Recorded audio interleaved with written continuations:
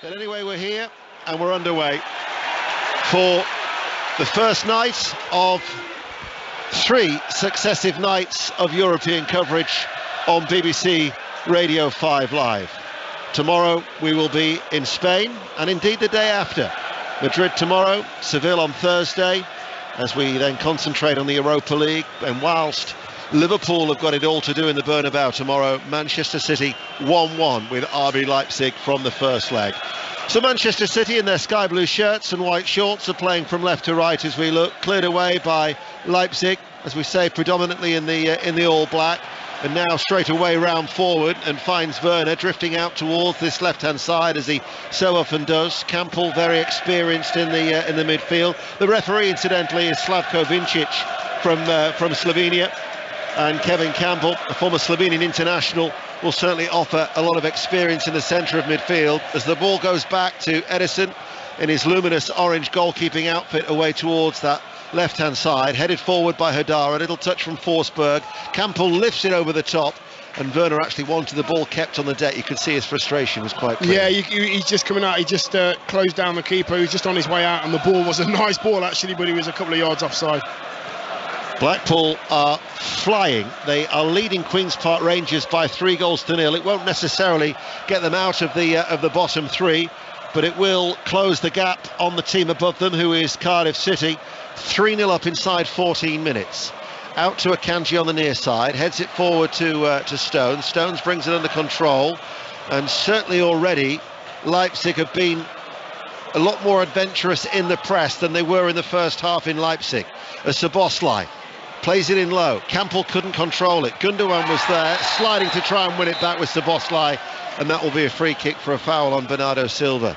It's interesting, Karen, though, the way that Leipzig have started in a lot more adventurous manner than 3 weeks back. Yeah, absolutely. We're seeing Timo Werner and Forsberg obviously press very, very high. It looks like they're forcing, obviously, to try and get maybe, I don't know, to play through the midfield. So John Stones is available, but it looks like Ruben Diaz played a pretty risky pass out to Akanji, and it was put under immediate pressure. So yeah, Red Bull certainly on the front foot. Charlton are 1-0 up at Morecambe. Karen Bardsley and Dion Dublin are with us here. De Bruyne on the right-hand side with the cross, and then arriving on the half volley was Gundogan, and he couldn't keep it down. He hit it right-footed, always going over the top. Yeah, De Bruyne just getting in that right wing spot. Didn't really have to look. Put it into the far post. Lovely run from Haaland just to take the defenders away towards that near post. Both defenders go beyond the near post and the penalty spot. Coming in the far post there, Gundogan, I'm thinking he's that good, Karen, he's that good. Just hit the target on the half volley. Yeah, no, absolutely. It was on a platter for him, wasn't it? And he just had to just stay over it, make some good contact, and you got to test the keeper, don't you? Here are Bernardo Silva now for Manchester City, coming in on the right touchline, turns back towards the right corner of the penalty area, goes down that side towards the byline and wins a corner with an attempted right-footed cross. Watford have got a second goal. Chris Wilder's first home game in charge, only 1 win in 9, but leading 2-0 at Vicarage Road against Birmingham City. So, in front of a full house here at the Etihad, BBC Radio 5 Live, been playing for 3.5 minutes. Bristol Rovers 0, Wycombe 1 is the latest score in League One. De Bruyne waits to take the corner kick. Near side the right, right-footed, outswinger, header down into the ground by Diaz, strikes the legs of Guardiola. Cleared away, Forsberg tries to get there, nicked back though by a sliding Bernardo Silva. Then the right corner, the right bottom, lovely ball, that was De Bruyne. Headed out by Henriks, who is tucked in. Rdaio clears once again, controlled now by Forsberg, plays the ball out towards that far side, and now it's with Lima. Lima's diagonal ball though is stopped by Rodri, leaping back in front of his own back four, but then given away by Manchester City. Nice pace to the game. Yeah, it is. I think Leipzig have sort of matched the pace that City want to play at, keeping it, making sure they find their teammate. Kevin De Bruyne doesn't look that nervous to me. He's picking out his passes, he's playing his normal game. Yes, he's enjoying himself. Szoboszlai back with Gvardiol, and now it's with Blasvic, the number 2 goalkeeper, and then still Galacci is out long-term injury with an ACL as it goes all the way through to Ederson.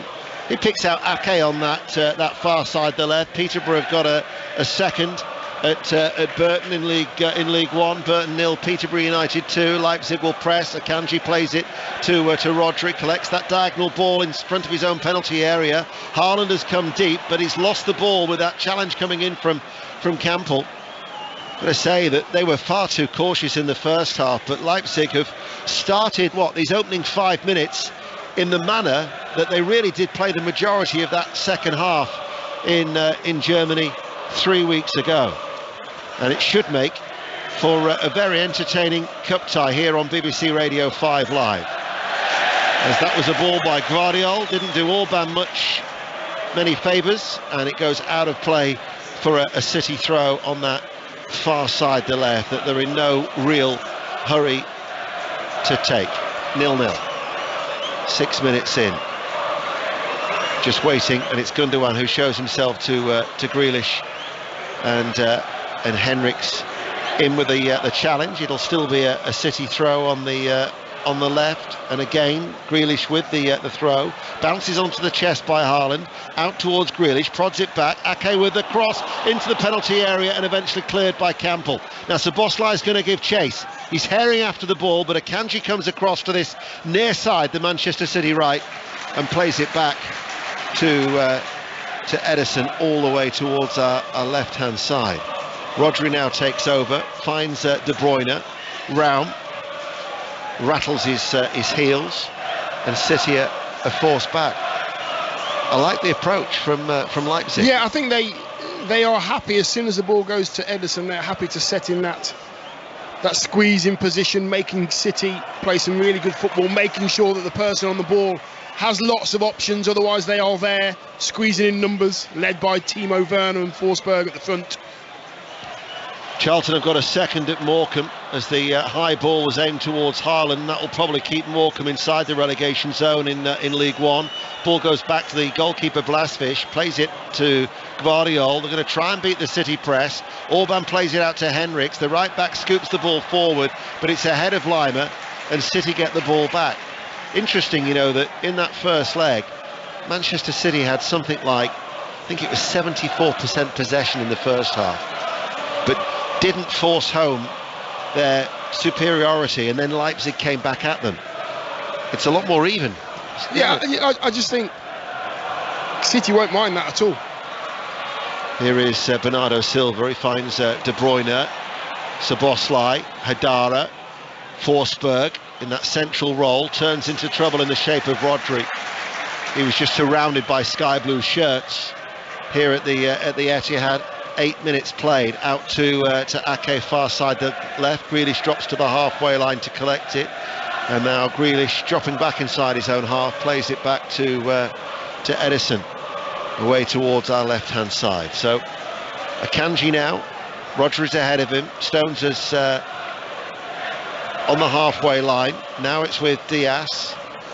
Gundogan shows himself, lays it off towards Rodri. Rodri's outside the centre circle for Manchester City, and then he turns. Bernardo Silva has stayed wide on this near side, the right, but being patient at the moment. And now it's with Ake on the left, and now it's with Stones to Gundogan, creeping their way into the Leipzig half as a patrolling Pep Guardiola, decked out all in black, now puts his hands on his knees and just stoops a little just to watch as Marco Rosa in the opposite technical area knows all about Manchester City at this stage from his time with Borussia Mönchengladbach and Dortmund. Gundogan looking for Grealish. That was a lovely move. Hadara tries to walk it out of defence on the edge of the area, and then Henriks will win a throw for Leipzig as the rain falls here. What have you made, Karen, of these, almost 10 minutes? Yeah, I've enjoyed it. To your point, I think it's lovely to see RB Leipzig come out and actually look like they really, really believe in their abilities. I think Werner and Forsberg, the press has been excellent. I think they've managed well, with Stones occupying that midfield double pivot next to Rodri. That's Karen Bardsley. We've got Dion Dublin with us as well here. Rotherham 0, Preston 1 is a latest score in the championship, and I've been told that Cam Norris against Andrei Rublev commentary's now been pushed back to 9 on Sports Extra. So I don't know, just over 45 minutes time. This is 5 Live, we're live on BBC Sounds. It's the Champions League and it remains 0-0. And Guardiola, I've got to say, is cutting a rather animated figure in that technical area down below as the ball goes back to Ederson. But they have made a very good record of reaching the last 8 in recent years in the Champions League. Indeed, they're looking for a quarter-finals, for a 6th successive appearance. We talk about their record at home as the ball forward to Haaland. Haaland tries to prod it past the goalkeeper, who just did enough to come off his goal line. And it took a deflection off his knees. Grealish, edge of the area for Manchester City. And now Leipzig will find Forsberg, and the referee's blown his whistle. Well, Karen, as a goalkeeper, Blasvish was quickly off his goal line and did just enough, it seemed. Yeah, he recognized the ball is coming over the top. He takes up a good starting position just to the right side of this channel. And he's on the front foot. He's getting ready to get set and then makes an early decision. And the pivotal thing is he gets set just before Haaland gets that poke on the ball. And he's exceptionally lucky, to be fair, to be able to poke, to stick that foot out, to be honest. I think from a centre-forward's point of view, he's wanting that to bounce twice. It bounces, it skids away from him slightly. I think the keeper does a really clever thing. He waits to see where the ball bounces, how far it's going to bounce away from Haaland. And the keeper makes a really good decision to come out and to make the angle really big. Should I say the angle really tight. That wasn't the best of clearances. Gundogan rattles it in hard and low. Haaland inside left channel of the penalty area, and then the ball from Grealish was looking into a central area. Now it's with Gundogan, and back with Akanji in the centre circle of the Leipzig half, but still Guardiola doesn't seem content. No, he's not content, because he wants them to play short. Bernardo Silva's wide on the right, Jack's wide on the left. He wants them to play short, then go big with the diagonal, so you can spread that back four. I am going to now I can actually ask Karen now. Interesting, when I first said about the keeper, it was Ake's ball from defence. I thought that the keeper would come out, but you watch it again, and his initial reaction is actually to go back. Yeah, he's buying himself time, isn't he? You know, so he's understood, like his start position was on the right side of the D, if you will, in terms of that channel. But he's recognised, I might need to come. Actually, I'll buy myself some time. And then just as Haaland was about to strike and get a poke on that ball, he breaks. De Bruyne with the cross, and Blasvish, who we've just been talking about, he's a 31-year-old German goalkeeper, signed in the summer, 3-year deal.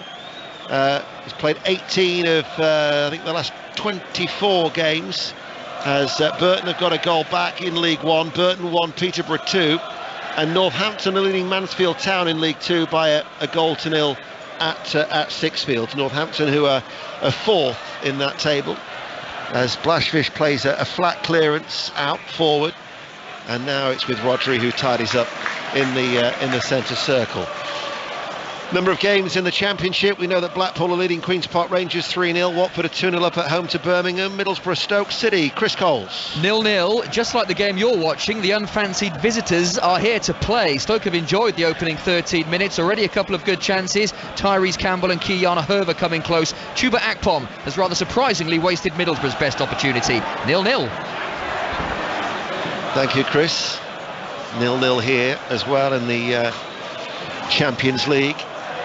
And now it's with Diaz just outside the centre circle. Still the rain falls here in the city of Manchester as Diaz plays the ball along the ground. It goes straight towards Hadara. Hadara coming forward now to Szoboszlai. Szoboszlai's got Raum on the overlap. Raum with the cross in towards the 6-yard area and gathered in well by Ederson. Very well. Yeah, exceptional take from Ederson, and he set Bernardo on the counter-attack.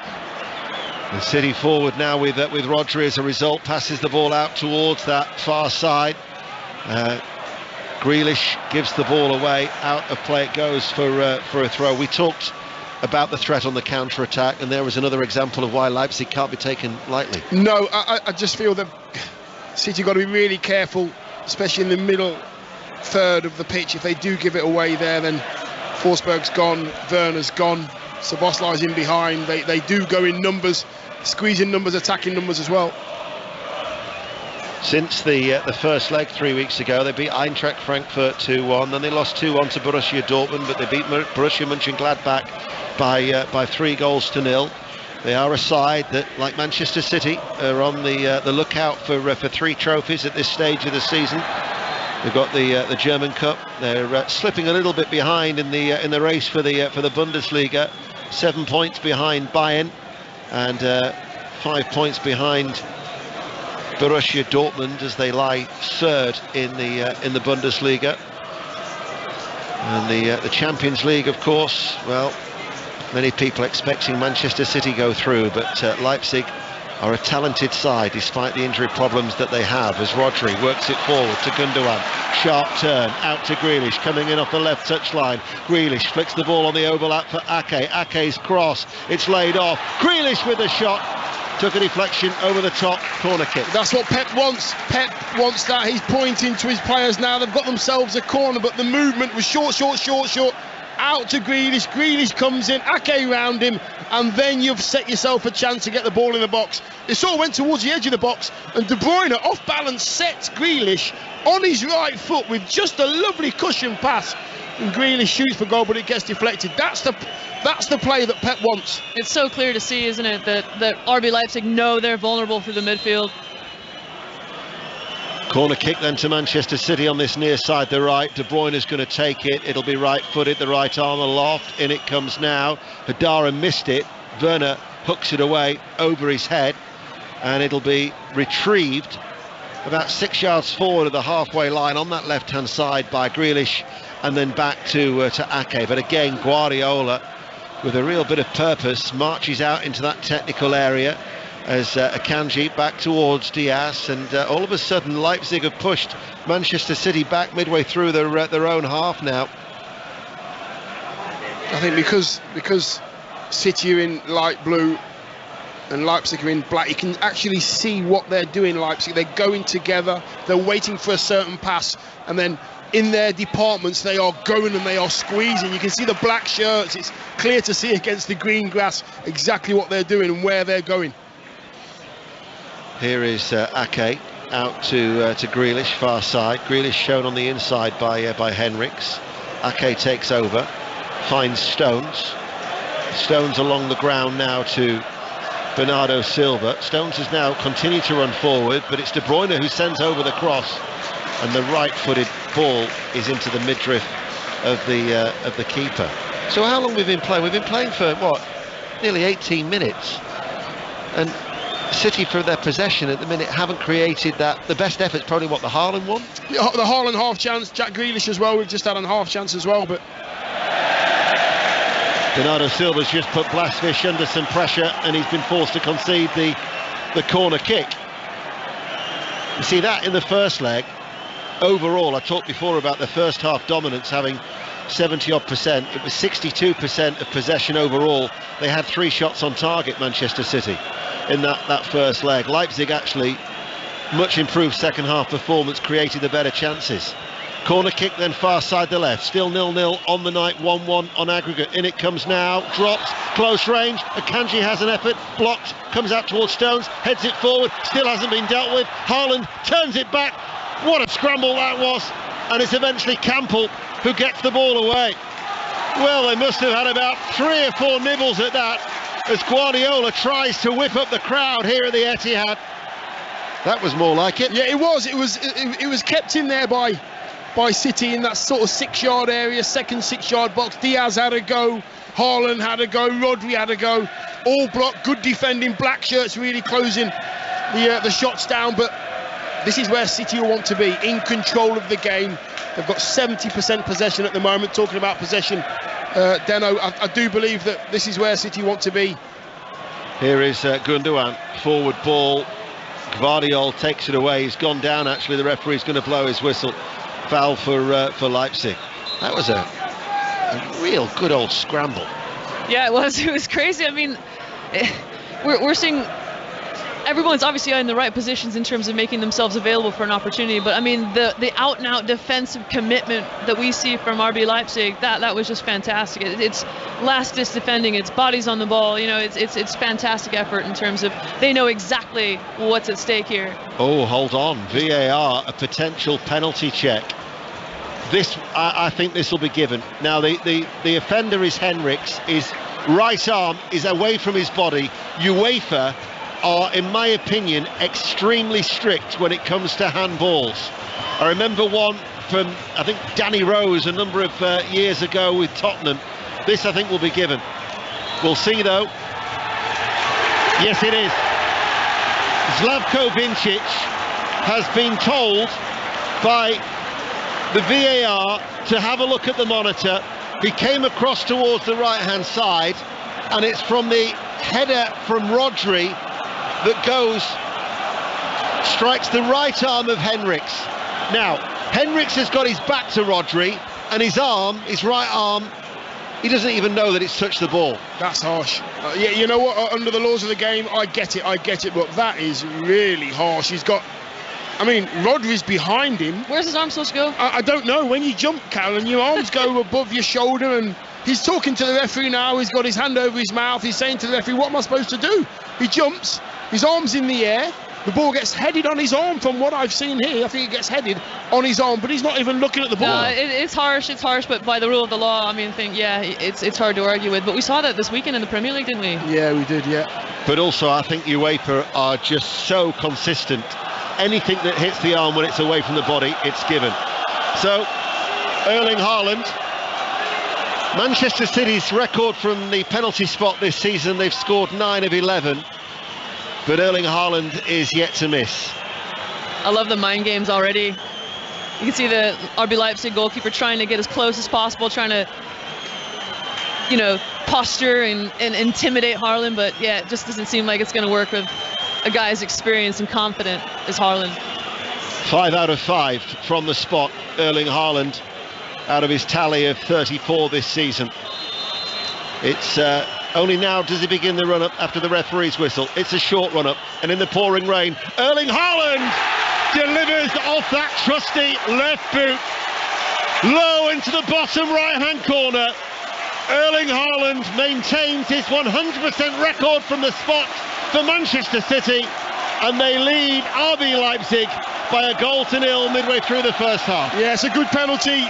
Karen's right, the confidence was there. He had the ball in his hand while the referee was looking at the screens. He knew exactly what he wanted to do. At the weekend, he went to the keeper's right. This time he goes to the keeper's left. He's got that in the locker, doesn't he? That approach that Haaland took was very short and very central, and he's clearly got quite a lot of disguise and obviously a lot of power. But to be able to torque the hips and get the foot rotated around the ball to kind of just nestle it into the left-hand side. Does it make it harder for the keeper? Absolutely, it does. Yeah. The goalkeeper's outstretched. He's done really, really well considering just how short the approach is and the disguise from Haaland. And he's so close. He's like half a fingertip away. That's why I messed up, Dano. I used to took a really long run up when I was taking penalties. That's why I could have had another 50 goals. You don't know what you're doing, do you? 50. As the ball goes back to Blasvic, and he was quickly closed down by Haaland, and then it's back to Haaland once again, and he heads it back to De Bruyne. De Bruyne! Oh, what a goal that would have been! On the follow-up, Haaland! Manchester City with 2 goals in the space of a minute, and Erling Haaland with a double. And Manchester City now are looking for a place in the quarter-finals. De Bruyne rattled the bar with a rasping left-footed drive, and it cannoned back down, and Haaland on the follow-up wasn't going to miss. 2-0. Yeah, that's down to just pure concentration from City. I mentioned that before the game. The press was on. They used the press well. The keeper got closed down. He couldn't clear it how he wanted to clear it. City kept it alive. It falls to De Bruyne, 25 yards out. All he does is keeps his head down. He strikes the ball with such power, hits the bar, and who's on his toes? Haaland for a little tapping. Oh, I love this so much. The intensity. Obviously, Haaland is buzzing after scoring that penalty, but the pressing, to put the goalkeeper under pressure, to force that issue, to obviously allow Kevin De Bruyne to have that shot and goal, and the awareness to be in that half space to go and pick up that header as well and follow in. Fantastic. I've got to say, Dano, that the follow-up from Haaland, the header, is not an easy one at all. He's 8 yards out. He's got to get to his highest point to head the ball down past the keeper with power. He said his heading was rubbish, didn't he? He did.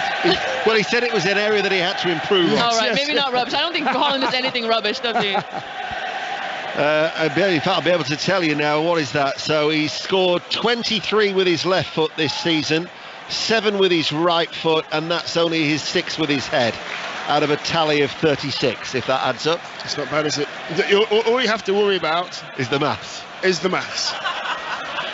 Sutton 0, Grimsby 1 is the latest score in League 2. Rotherham have equalised in the Championship, 1-1 at home to Preston. Burton 1, Burton 1, Peterborough 3, and Middlesbrough Stoke, Chris Coles. No surprise, a goal for Middlesbrough. No surprise, a goal for Chuba Akpom, 24th of the season. Stoke give the ball away sloppily. Riley McGree pounces, squares to Akpom. He just doesn't miss. Centrally positioned, 6 yards out. Middlesbrough 1, Stoke 0. That would take them to within a point of Sheffield United for that second automatic promotion spot in the Championship, where Blackpool have got a 4th in that first half at Bloomfield Road. I would imagine if anybody's gone to Blackpool tonight, they'd be extremely happy to see 4 goals in the space of 36 minutes. BBC Radio 5 Live. We're live on BBC Sounds, and the 5 Live final score is available on the red button and the iPlayer. But City scoring 2 goals in a minute is a little bit like a boxer. You know, where the referee's taking you, you've got your man in the corner, you've got him on the ropes, and the referee pulls you back, and then he goes, right, go again, and then he goes straight for the knockout blow. Straight back on the ropes again, and that's exactly what's happened. I think there's a I don't know what Karen thinks, but there's a buoyancy about City. Kevin De Bruyne is back in the side, and he seems to have given them that sort of dominance in possession. Absolutely. I mean, I think Bernardo obviously started a lot of that with that corner, the press, and then when the ball went out for the corner earlier in the game, he was asking the crowd, the players, like, listen, this is the intensity. I want to see this pressure, and it's kind of set the tempo. And the last 5 minutes have been absolutely electric. And I think to your point, Dion, the creativity that and the dominance in the midfield that Kevin De Bruyne brings, it's just, I don't know, it breeds confidence. But you can see a massive difference in what Haaland has brought off the back of converting that goal, that penalty. It just seems like this massive weight has been lifted off the back of City's shoulders. In the blink of an eye, Manchester City are leading Leipzig by 2-0 on the night and lead 3-1 on aggregate. Tomorrow we're live in the Bernabeu. Real Madrid leading Liverpool 5-2 from the first leg. We stay in Spain for Thursday, an earlier start time though, as the rain has turned more into a little bit of sleet now. There's a wintry feel at the Etihad, which they won't be feeling in Seville. 26 degrees on Thursday for what will be a 5:45 kickoff. Real Betis against Manchester United, and then coverage of Arsenal against Sporting. And then on Friday, Gold Cup Day at the Cheltenham Festival. And we heard from Nico de Boinville with Kelly ahead of the game. He's only got the one run tomorrow. Bold endeavour in the 250. He said it was a 40-1 shot.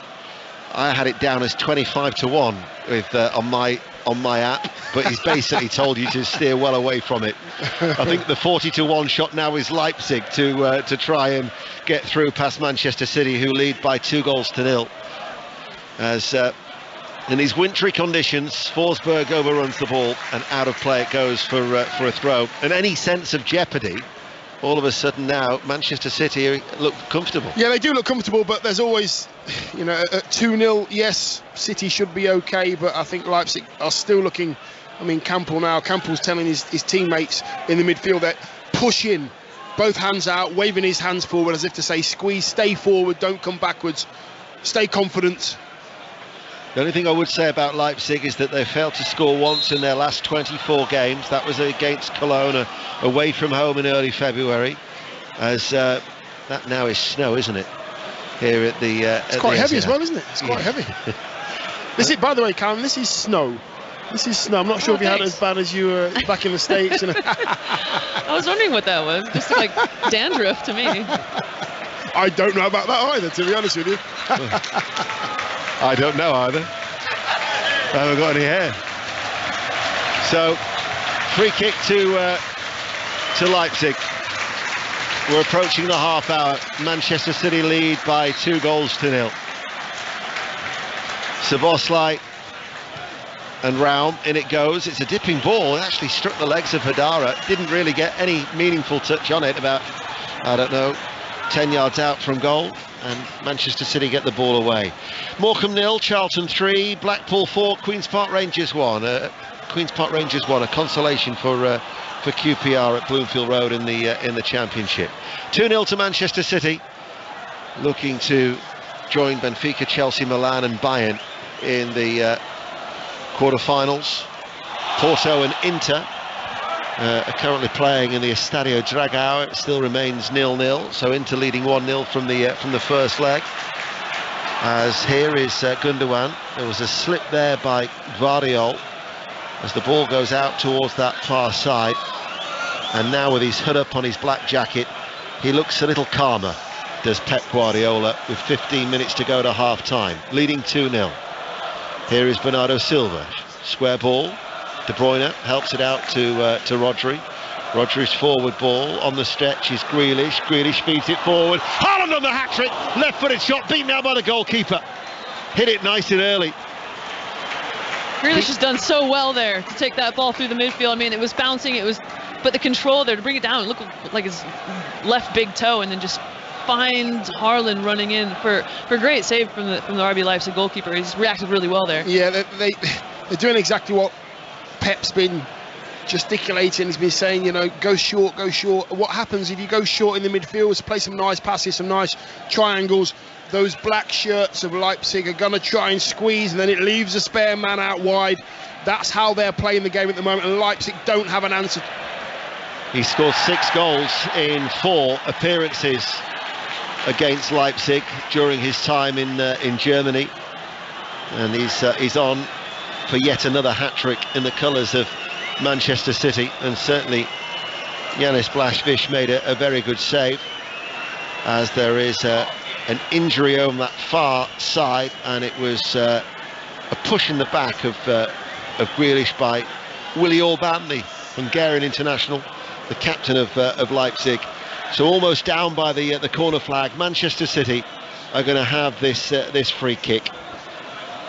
Leading 2-0 on the night, 3-1 in aggregate, and we've got 13 minutes to the break here on BBC Radio 5 Live. Leipzig have got everybody back, as Haaland waits for the delivery. De Bruyne waits for the referee's whistle, but Slavko Vincic just having a word with Lima in the penalty area. I think it's he who's tasked with trying to keep Haaland quiet. In comes the free kick from De Bruyne, punched away by the goalkeeper, and behind for a corner kick. Yeah, great delivery that was. I mean, Kevin De Bruyne is more or less shot from the corner flag. He's heading in the far post, but keeper does well, I think, just to get that out of harm's way. He now jogs over to the far corner for an outswinger this time. Yep, back to this side, the right. Manchester City playing from left to right. Has time to acknowledge the crowd, who he rolls it out to the right corner of the area for Gundogan. Comes away from Forsberg, who slips edge of the area, finds Akanji, who turns low cross into the 6-yard area, cleared. Szoboszlai now will run away with it for Leipzig. De Bruyne was the one who was trying to track his fellow number 17. He lifts the ball forward, and the goalkeeper's come out of his penalty area, makes the challenge on Lima, and the Leipzig players are putting pressure on the referee, and Ederson is shown. No, is that Werner shown the yellow card for dissent? So Werner was quickly into the face of the referee, and Timo Werner has been booked. Joining Henriks in the referee's notebook, 11 minutes to half-time. Ederson should not be coming for that. He's got so much support around the ball. Let the defenders defend. There's absolute no reason to come flying out like that, and I'm really, really surprised there's not been a card issued to Ederson, to be honest. I mean, it was an attempt to play the ball, but he didn't get anywhere near it. No, listen, he came out flying. He was totally committed, but he got it completely wrong. I'm very, very surprised that the referee hasn't had a little whisper in his ear to go to the screen, or we think you should have a look at this. Ederson's got away with one, by the way. Yeah, he absolutely does. And I think City got the free kick because Timo Werner got a yellow card as well. So City have a dead ball when it should have been a dead ball to Leipzig. Got away with one there, I think. Manchester City 2, RB Leipzig 0, just over 10 minutes. Oh, that was a poor ball by Rodri, and Leipzig with an opportunity with Werner, and it came quickly to him, and he might have got a toe end. In fact, the flag's up on that far side anyway. We've seen this in the past, haven't we, where one mistake tends to lead to another with City at times, and something really, really unpredictable that is completely unnecessary. You know, it's fine the spare player, yeah, where is it up, but you know, is it just is it too easy? Do you just switch off for a second? It should be just a simple layoff, but yeah, like it just looks like that's kind of rattled City a little bit. It was a right-footed effort by Werner. They've given the ball away there, Manchester City once again, and it's with Forsberg, and Bernardo Silva is the one who has to run back midway through his own half to try and win it back. When it came to Werner, it came very, very quickly, and he just swung a right boot at it. It might have just got I don't know, the very tip of his right boot, but he just turned the ball away and out, away from goal. Preston now leading at Rotherham United in the Championship. Rotherham 1, Preston 2 is a latest score, and you're up to date with the goals as they go in here on BBC Radio 5 Live. As Manchester City have got a throw. You see, one lapse of concentration and Leipzig are back in the game. Exactly, and we've seen it happen far too many times, and I think to your earlier point, Leipzig haven't gone a long time without scoring, so they've certainly got it in the tank. But I'd wonder what that yellow card for Werner, how is that going to change his approach? Yeah, Werner joining Henriks in the book of Slavko Vincic. The ball is chipped away up towards Grealish. That was a good turn away from Hadara into the path of Haaland, who runs forward with the ball at his feet. Back out to Grealish on the left-hand side. Grealish goes down. Referee says no penalty. Now, from our position, very, very hard to tell whether he just entered the box as City come forward. Gundogan with a shot, right-footed, off-target goal kick. Of course, if it was inside the penalty area, VAR would naturally have a look. But what was your initial reaction? My initial reaction is the referee's in a very, very good position. He works really hard to get on the right angle, in the right angle to see. We're just watching the replay here. Jack Grealish is outside the box. If it is a penalty, it would have been outside, but Jack he tries to buy it, should we say? He dives. Yeah, I think he tries to buy it. Yes, you're right. Do you have a rough estimate of how much that might cost, Dion? Yes. I'll leave it. That was a blatant dive. If that was a Leipzig player, you'd be absolutely hammering him. I would be, yes. You're absolutely spot on. I think Jack knows. I tell you why you know, because you look at the player. Jack didn't really go to try and get the penalty, didn't try and get the free kick. He kicked his legs together, kicked his heels together. Yeah. I don't like that. I don't think he needs to do it. He's too good. Oh, this is a little bit worrying as well, by the way. Kevin De Bruyne is down. Yeah, De Bruyne is down. The referee's blown the whistle. It was a challenge from Raum, who I think might have just caught De Bruyne. We've got Karen Barsley, the former England international goalkeeper, and Dion Dublin, former England striker, who's both with us here at the Etihad tonight, as we've got about 7 minutes to go to half-time, and Manchester City lead by 2-0.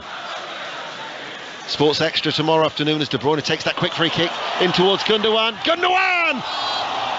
Comes out. Hit it right-footed. Did the keeper make the save there? Yeah, absolutely he did. Give him credit where it's due, Dano. Go on, Kaz, you tell him. Yeah, my initial reaction is it happened all so quickly. No, it was a great ball across, wasn't it? I mean, a great run from Gundogan, and you know, he's completely unawares where the RB Leipzig defenders, and fortunately Blaswich was more than ready for it. Got set early and just got a big right palm to the ball. Yeah, he was. It was a very good save from the German keeper. Karen did actually whisper to me. She said, "I would have caught that." She said. Here is Rdaio, short of the halfway line. Campbell dropped in between the two central defenders, and now it's with Raum at left back, and Leipzig are forced back by Manchester City. Those two Haaland goals are the difference that will take Manchester City's name into Friday's quarter-final draw of the Champions League. Rdaio slides into the challenge, goes balloons up in the air by Rodri, plays it towards Haaland. Haaland turns in the penalty area with his back to goal, tries to then cut the ball back into a central area, but the referee has blown his whistle. And Haaland is adjudged, I think, to have committed a foul as we 5 minutes to go to the break. Yeah, I mean, Rodri there just squeezing the fullback, and it's a ricochet off Rodri. It goes high up in the sky, and Rodri has 2 or 3 looks to his left behind him. Have I got time to bring it down? He hasn't really got time to bring it down, so he goes first time across the box. It's a great ball into Haaland. Haaland gets there before the defender, and I'm thinking, swing your right foot, you're only 8 yards out, but he tries to find another teammate. Could have had his hat-trick already. As you know, Karen, I'm one to give Blasvich a lot of credit. That was a very good save with that right hand. Yeah, it was. I think what people don't really understand is, sometimes it takes, you have to try and take the most direct route to the ball, obviously, and sometimes that's taking your plant foot out and then getting your hand straight to the ball as fast as possible. You don't always necessarily have time to create a push. Yeah, exactly. So it's good technique for him getting his hand there as fast as possible and leading with it. And there we have Dion, further evidence of the goalkeepers union. I'm not biased at all. I don't know what you're talking about.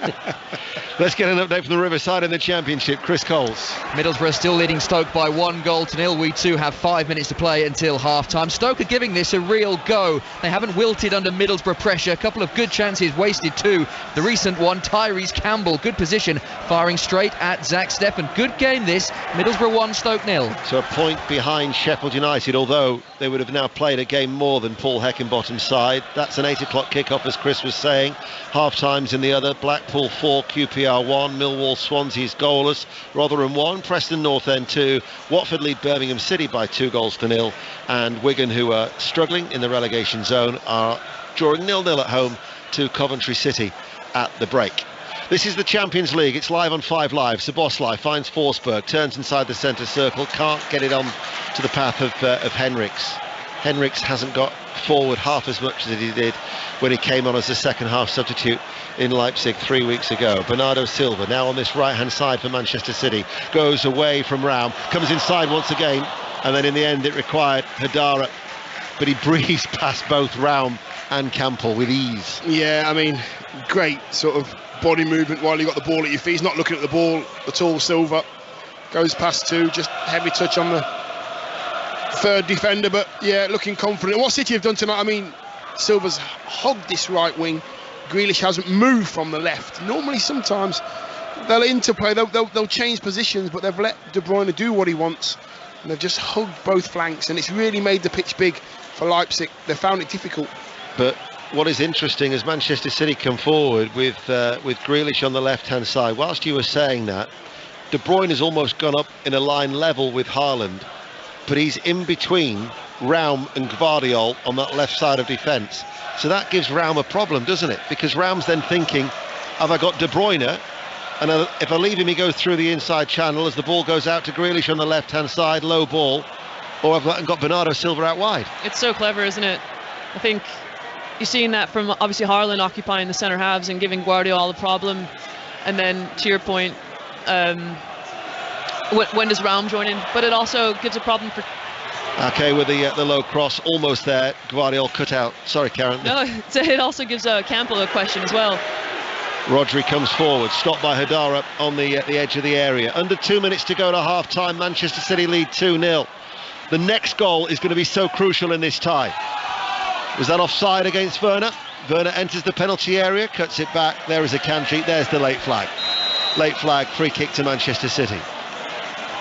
But yeah, to your earlier point, I think both of those players working together in tandem, understanding, what the role of the 9 is. How does Kevin De Bruyne complement that? How does he create space for Bernardo Silva on the flank? How does he give Campbell a question? Who do I mark? Who do I pick up? What does that leave? Where does the space for Gundogan? When John Stones gets forward, there's a lot of opportunities for cutbacks, and I think we spoke about mixing it up and multiple threats going forward. I think you're starting to see a real dynamic addition to City in front of goal at the minute. Who lead by 2-0, 3-1 on aggregate. These are the half-time scores in the handful of games in League One. Accrington Stanley 0, Portsmouth 1. Accrington are down to 10 men. Bristol Rovers 0, Wycombe 1. Burton 1, Peterborough United 3, and Morecambe 0, Charlton 3. So Morecambe remain in trouble. Szoboszlai back with Campbell. Now to Gvardiol. Every outfield player is in the City half. That hasn't happened on too many occasions in this first half tonight, as Manchester City force Leipzig back towards their goalkeeper, all in green, away towards our right hand side, and Stones climbs really, really high on this near side the right as the right back. Just a handful of games in League Two as well, and these are the half-time scores. Newport 0, Wimbledon 1. Northampton lead Mansfield by a goal to 0. They would remain fourth, but just a point behind Stevenage, who are currently drawing at home to Crewe. Ball played in towards Haaland. Haaland with the cross, flags up anyway. It'll be a free kick to Gvardiol. Sutton United 0, Grimsby Town 1, Walsall 0, Swindon 0 is a latest score, and 2 minutes of added on time. And Manchester City looking good at the moment. Yeah, in possession, looking good. Looking really good, looking composed. I think John Stones has done well. He stayed in that right back spot when he needs to, when they're out of possession. Then he goes in to that middle of midfield, and he's looked very composed in there as well. I'm really impressed with the two wide men of City, Silva and Grealish tonight. Been very, very disciplined. Played their part when they need to, but the way that Guardiola set them up, very aggressive nature. We'll be hearing more from Dion and Karen at half-time, but De Bruyne picks it up on that left-hand side, just in from the touchline, charges forward with a cross and forces Gvardiol to commit. He had to try and keep pace with Haaland, and it was a sliding clearance into that Leipzig support behind that goal. But certainly Manchester City, leading by 2-0, have carried that greater threat once they'd got those 2 goals in the space of 60 seconds that really rocked RB Leipzig. So we're last 45 seconds remaining of this first half. BBC Radio 5 Live. In comes the corner, the header off the post, and eventually it's put in. Erling Haaland might well have got the final touch, and if that is the case, then that is yet another hat-trick. 5 hat-tricks for Manchester City as they lead by 3-0. Who got the touch? Haaland, as a striker, will say it's mine. We'll have to wait and see. But anyway, Manchester City 3, RB Leipzig 0. Yeah, I actually think the header comes from Diaz. I mean, Diaz heads it. It's a great corner as well, by the way. It's an in-swinger. Diaz gets it.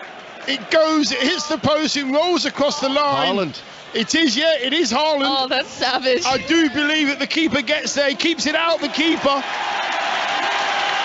And the defender, I'm not sure who the defender is trying to clear it, but he clears it onto Haaland's legs. Haaland's the one who reacts the quickest, gets the plaudits, and gets a first half hat-trick.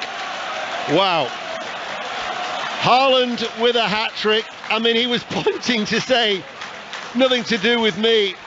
But he got the final touch, literally running the ball in on the goal line, and Manchester City now can certainly, with confidence, look forward to a place in the last 8, because the half-time score here at the Etihad, thanks to Erling Haaland, is Manchester City 3, RB Leipzig 0, and City lead 4-1 in the tie. Kelly.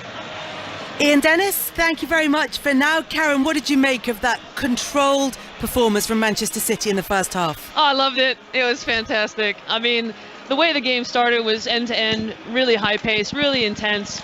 But you saw some, fantastic moments where the team, both teams really grew into it. But I think for me, the pivotal moment was obviously that penalty for Haaland. And as soon as that was converted, as soon as that ball went over the line, I think it was just going to be a whole new night for Manchester City. And we saw that. We saw, he did the little things right that Pep's been asking him to do in terms of getting back on side, making sure that, he's pressing hard, following up in terms of that cross for the second goal. The shot from the second goal that came off the crossbar from Kevin De Bruyne. It's just been exceptional in terms of the pressure being lifted and allowing City to play with such freedom. I've really enjoyed it. And Leipzig have put up a great fight in the first maybe first 15 minutes of the first half, but yeah, I think they just look deflated now. Dion, I'm going to put you in the position of Grinch, which is not a natural one for you at the moment. But look, as Karen said, on balance of play, City good for the 3-0 lead, and fantastic hat-trick from Haaland. But as she said, that penalty decision was a pivotal moment in the first half, and there are a few questions being asked of the decision making by the referee on that, and on the Ederson foul later in the first half, which actually ended up, I think, going City's way. What have you made of those more controversial moments? Yeah, the penalty one, the handball, very, very harsh. You know, I don't personally think it should be, but under the laws of the game, it's always going to be. If a referee's been sent to the screen, the VAR think it's a penalty, so go and have a look. We think it's a pen. That's what they're basically saying. In regards to the Ederson challenge, I think City are very, very lucky. Leipzig will be absolutely livid that he didn't even get a yellow card, possibly a red if you're really going over the top. Yellow card at least. He missed the ball. He came out flying. He was about 30 yards out of his box, 40 yards out of his box. Missed the ball completely, took the player out, and I believe it should have been a free kick and maybe a yellow card. Ederson has now gone in half-time thinking, I've got away with one.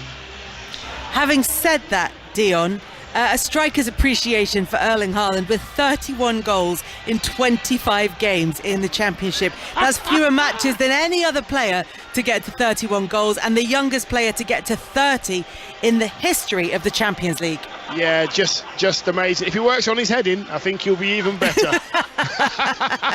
That's what he said, that he's going to be working on. That's what Ian Dennis was telling us before the game. Look, Karen, as far as Manchester City are concerned, there's a real opportunity for them to go out and just be able to relax into that second half, because they've got themselves in a really good position. And we talked before the game about that understanding between De Bruyne and Haaland, and for the second goal, the follow-up from Haaland came from a brilliant shot. What a goal that would have been from Kevin De Bruyne. Oh, it was a beauty, wasn't it? I mean, we had one heck of a view, and the trajectory on it was just so flat. There was hardly any rotation, and it just rattled the crossbar. And, you know, the awareness, again, for Haaland to do the little things well that Pep's been asking him, to get back on side and have the awareness to sit in that half space in between the centre backs and obviously the holding midfield player. It speaks a lot to his understanding of what he is being asked to do. And I think, yeah, to your point, or even Dion's point about heading, you know, he's understood. All he needs to do is just do the simple things right, get some contact on it, and redirect it. Keep us on the floor. I think his second one, the header from the crossbar. That is a really difficult finish, I've got to say. A very difficult finish. Hits the bar, bounces, goes very high, and he has to leap very high, control it, put power on it, put it past the keeper. It's a very, very good finish. So here's one for you, right? Go on, Deno. What part of his body did he get his third goal? Are we talking of a perfect hat-trick? Shin? Was it his left? But it was his right. Leg? Or was it his right? Because we're talking left-footed penalty, header. If he comes off his right leg, that's a perfect hat-trick. I don't think he's going to be bothered, to be honest. I don't think he'll claim that, to be fair. I know, but I keep this is very... Oh, is it a lot? Sorry, Kelly, it's for Deno's log. He's trying to write me down. Kelly, if you've got one job to do... That's that is now my role for the whole of the next 45 minutes. I'm going to be your water boy, Deno, for the next 45 minutes. We will find out if that was a perfect hat-trick for Erling Haaland. But it's 3 goals for him, 3 goals for Manchester City. They lead 4-1 on aggregate against RB Leipzig in that round of 16 second leg. It is Ian Dennis, Dion Dublin and Karen Barsley at the Etihad for us this evening. We'll be back with them very shortly. Boys in Blue on social media said, I like Haaland dropping deep like this and doing little layoffs because he's completely unmarked when he bursts forward. Andrew said, you only recognise and appreciate the size and power of Erling Haaland when you see him in those sort of settings, charging down rebounds. He's towering over big centre-backs and outpacing them as well. So that one may well be over by half-time. John Bennett has been watching Porto against Inter, this evening's other Champions League last 16 second leg, finally poised. Inter had a 1-0 lead from the first leg. How's this one going, John? Yeah, still very much in the balance. It's Porto 0, Inter 0, so still that 1-0 lead for the Italian side. Poor game entertainment-wise so far. Porto had a decent effort. Uribe with a shot just wide early on. Great save by Inter's goalkeeper Andre Onana. That suggested it could be an open game, but it didn't turn out like that. Very slow, very cagey. We have had a couple of opportunities. DiMarco made a great block, the Inter defender, to deny Evan Nilsson, and Dzeko also made Diogo Costa make a decent save. But the Italians won't mind that it's been slow and cagey, because as it stands, they are heading through. And remember, 2006, the last time 3 Italian teams made it to the Champions League last date. It's Porto 0, Inter 0. Inter have a 1-0 lead on aggregate. John Bennett, for now, thank you very much. And it is half-time in our feature game in the Championship. It's Middlesbrough against Stoke, and just before the break, a late goal, Chris Coles. Yeah, for Stoke, deserved as well. This has been a good watch. Stoke are here to play, and that's a good thing. Not always the case when teams come to the Riverside. It's 1-1, Middlesbrough striking first. There's an inevitability about Borough goals currently, lots of them, and mostly scored by one man. Chuba Akpom, 24th of the season, also Middlesbrough's 1,000th at the Riverside. Good finish, 6 yards out, central position. He's not been missing those, but Stoke responded well. They continued to push forward. They got their equaliser. Scored by the prolific Ki-Jana Hoever. Hadn't scored a league goal prior to last Friday. He's now got 3 in 2 matches. Striding into the box, finishing low under the keeper, and it sets up, Kelly, a really interesting second half. Middlesbrough 1, Stoke 1. Chris, thank you very much, and Chris Coles will bring us updates from that throughout the match itself. Elsewhere in the Championship this evening, Blackpool 4-1 up against QPR. It's goalless between Millwall and Swansea. Rotherham 1, Preston 2, Watford 2, Birmingham 0, and goalless between Wigan and Coventry. Lots of games elsewhere in the EFL. In League 1, Accrington Stanley 0, Portsmouth 1, Bristol Rovers 0, Wycombe 1, Burton 1, Peterborough 3, Morecambe 0, Charlton 3, and in League 2 it's Newport 0, Wimbledon 1, Northampton 1, Mansfield 0, Stevenage 0, Crewe 0, Sutton 0, Grimsby 1, and Walsall 0, Swindon 0. In the National League, it's Barnet 0, Yeovil 0, Boreham Wood 0, Southend 0, Maidenhead 1, Aldershot 1, Notts County 0, Eastleigh 1, Solihull Moors 1, Scunthorpe 1, Wealdstone 0, Chesterfield 2, York City 0, Altrincham 1, and in League 2 in Scotland, Dumbarton against Stirling was postponed. So you can keep an eye on all of those games and all the updates on the BBC Sport website and app. Later on, we're going to be heading off to the Etihad for the second half of Manchester City against RB Leipzig, and we'll head to California for an update on the Indian Wells tennis, and we'll head to Madrid to hear from Jurgen Klopp after the BBC News with Alison Hughes. Listen on BBC Sounds. This is BBC Radio 5 Live. Free childcare for working parents in England is expected to be expanded to cover 1- and 2-year-olds in tomorrow's budget. Currently, working households with 3- and 4-year-olds are eligible for 30 hours of free childcare. The Treasury has not yet formally commented. Russia's military has denied that one of its jets struck down a US drone into the Black Sea, instead saying the unmanned aircraft lost control and crashed. The US military says the drone came down due to an incident involving 2 Russian fighter jets in international airspace. The Pentagon press secretary, General Pat Ryder, said it was reckless and unprofessional. I think the key point here is that while intercepts in and of themselves are not that uncommon, the fact that this type of behavior from these Russian pilots, that is uncommon and unfortunate and unsafe. And so, again, would echo General Hecker's call on the Russians to continue to fly safely. A 22-year-old woman who made a series of false allegations of rape and sexual grooming between 2017 and 2020 has been sentenced to 8.5 years in jail. Eleanor Williams from Barrow-in-Furness claimed to have been trafficked in the UK, Amsterdam and Ibiza. She hit herself with a hammer to try to persuade people to believe her stories. The fourth and final televised hustings for the SNP leadership contest has been held on BBC One Scotland. The 3 MSPs campaigning to replace Nicola Sturgeon as Scotland's First Minister were facing questions from a live studio audience.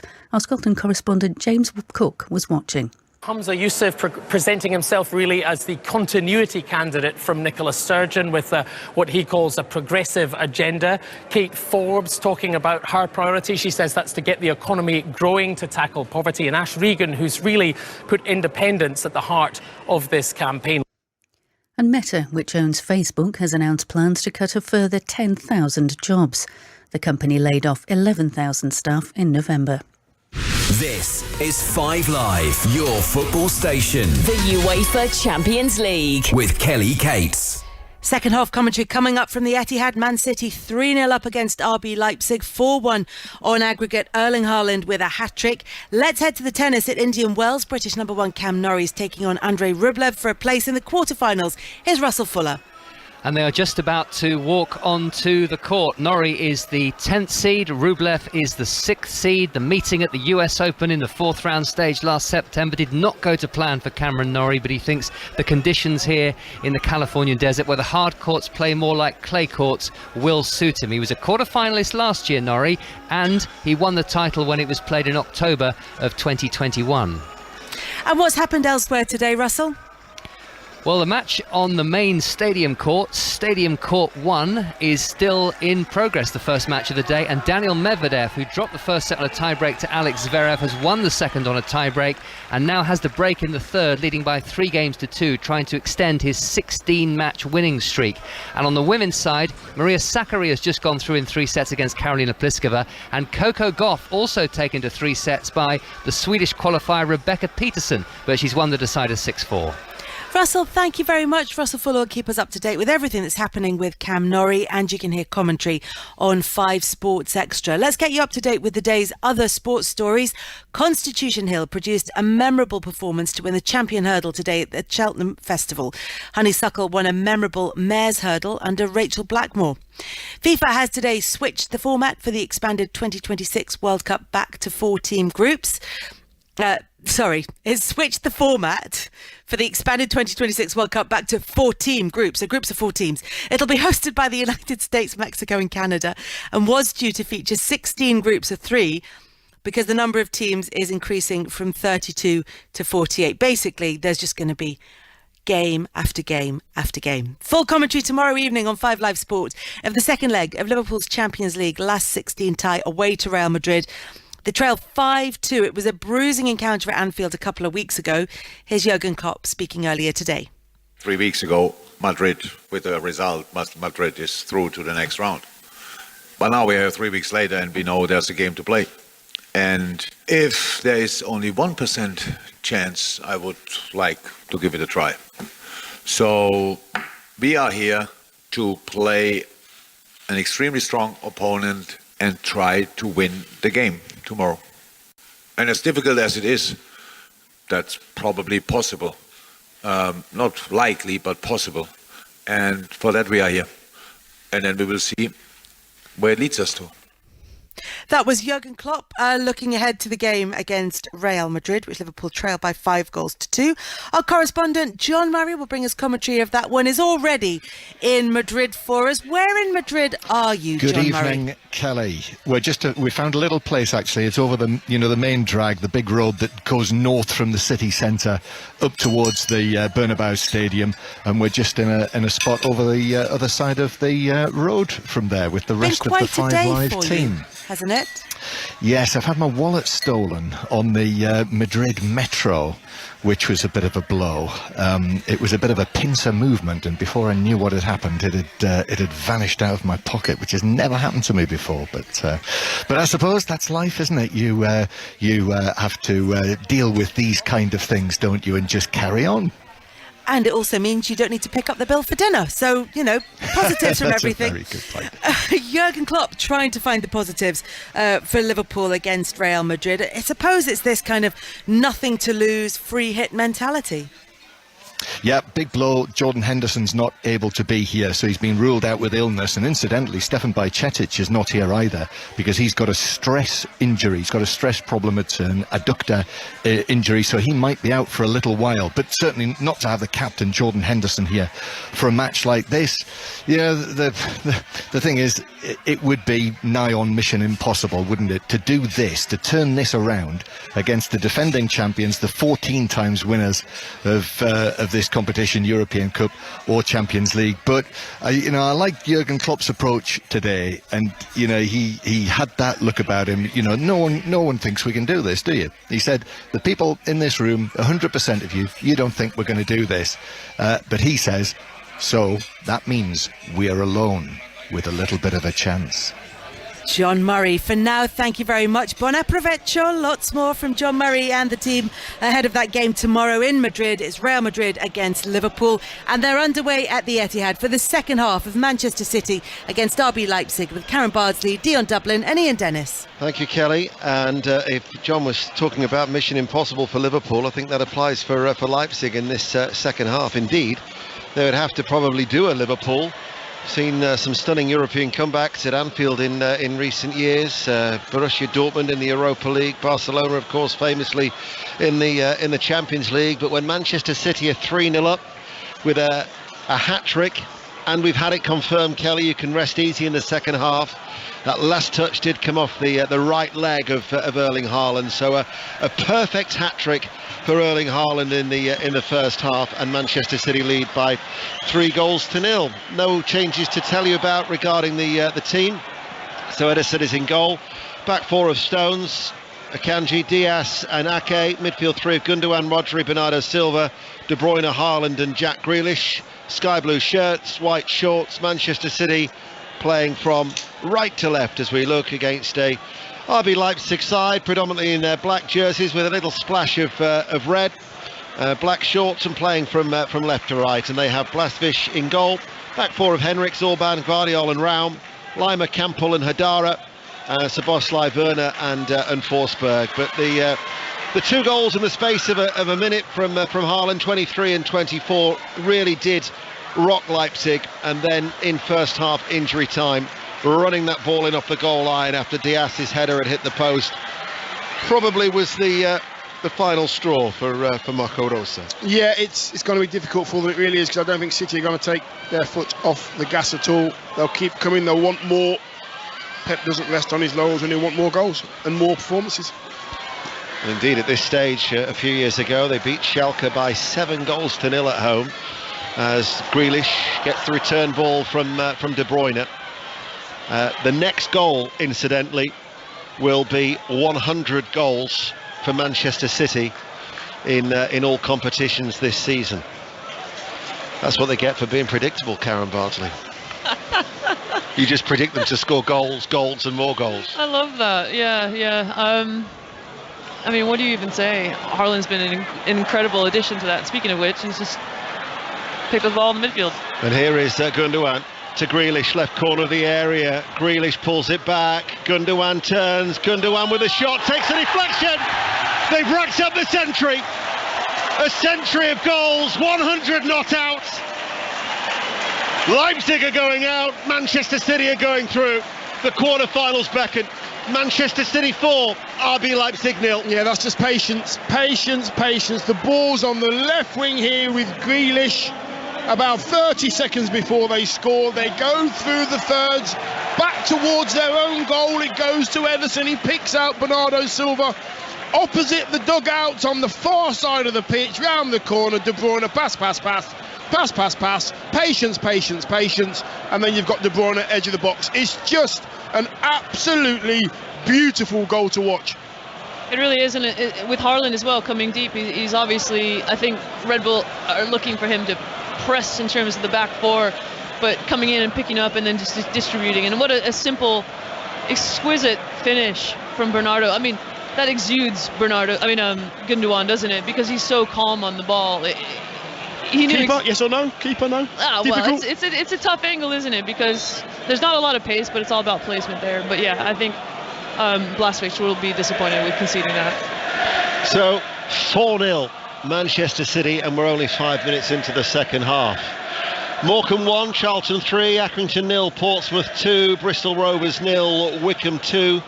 And in the Championship, the latest scores in the Championship: Blackpool 5, Queen's Park Rangers 1, Millwall 2, Swansea 1, Rotherham 1, Preston 2, Watford 2, Birmingham 0, Wigan 0, Coventry 1. Wigan now bottom of the Championship, and Middlesbrough 1, Stoke City 1. We've got Chris Coles at the Riverside. 5 Live final score is available, the red button and the iPlayer this evening. We heard from John Murray at half time. Live in Madrid tomorrow for Real Madrid against Liverpool. There's going to be no special comeback for RB Leipzig. Thursday night we turn our attentions to the Europa League. We stay in España. Real Betis against Manchester United, and then coverage of Arsenal Sporting. And then on Friday, Gold Cup Day. I wonder if that is going to be a regular feature with Nico de Boinville on 5 Live Sport. The coverage, by the way, of Day 2 of the Cheltenham Festival is on Sports Extra tomorrow afternoon with John Hunt and the team as Haaland back with De Bruyne.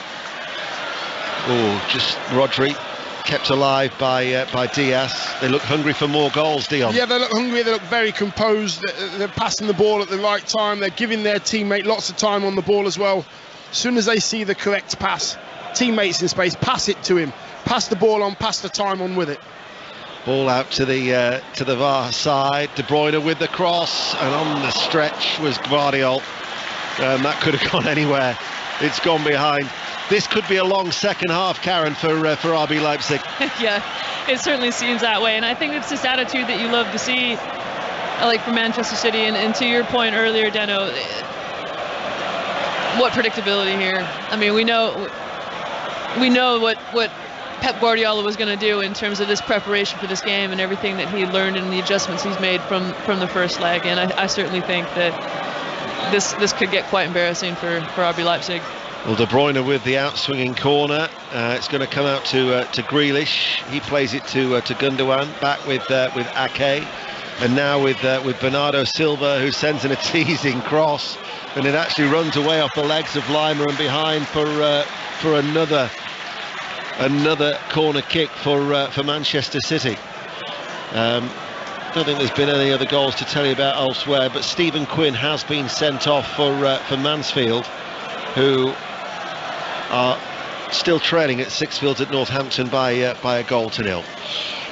Corner kick, De Bruyne goes a little bit deeper this time. Bernardo Silva with his header back towards that far side, and Haaland climbed very, very high, and as it drops to Haaland, he rattles in his fourth and Manchester City's fifth. They are marching into the last 8 of the Champions League in some style. It's the Haaland show. I don't even think they've got into a march into the second half. They're strolling past Leipzig at the moment. They look, their shoulders are down, their body language is terrible. City have come out absolutely flying.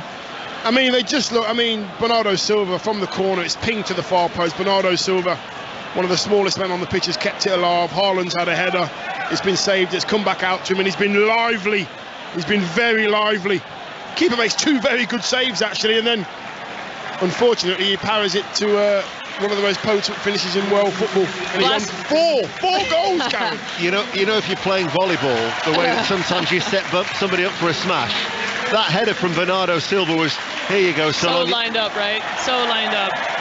But I mean, listen, Blaswich has been RB Leipzig's best player. He's made some fantastic saves tonight, and he's just going to be really disappointed with the result. But sometimes you just have to try and make saves, and that's all you can really do as a keeper.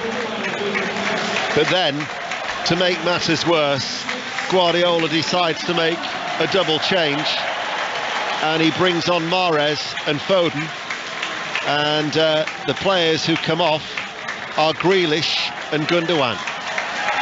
And Grealish really got a warm embrace from Pep Guardiola, and on a chilly night where we've had wintry showers, there is a real glow of satisfaction about Manchester City as a rendition of Blue Moon is sung by the City support, because Mahrez and Foden now will want to get in on the act. And I mentioned before, when they trounced Schalke here 7-0, they're in that type of form. Yeah, they're in that little zone now, that confident zone, and we can beat anybody zone. That the way they're passing the ball about, De Bruyne is going where he wants. Haaland's just doing his job as a 9, and Bernardo. I think Jack Grealish was absolutely outstanding part he's played tonight. Didn't get himself on the score sheet, but just contributed in everything positively.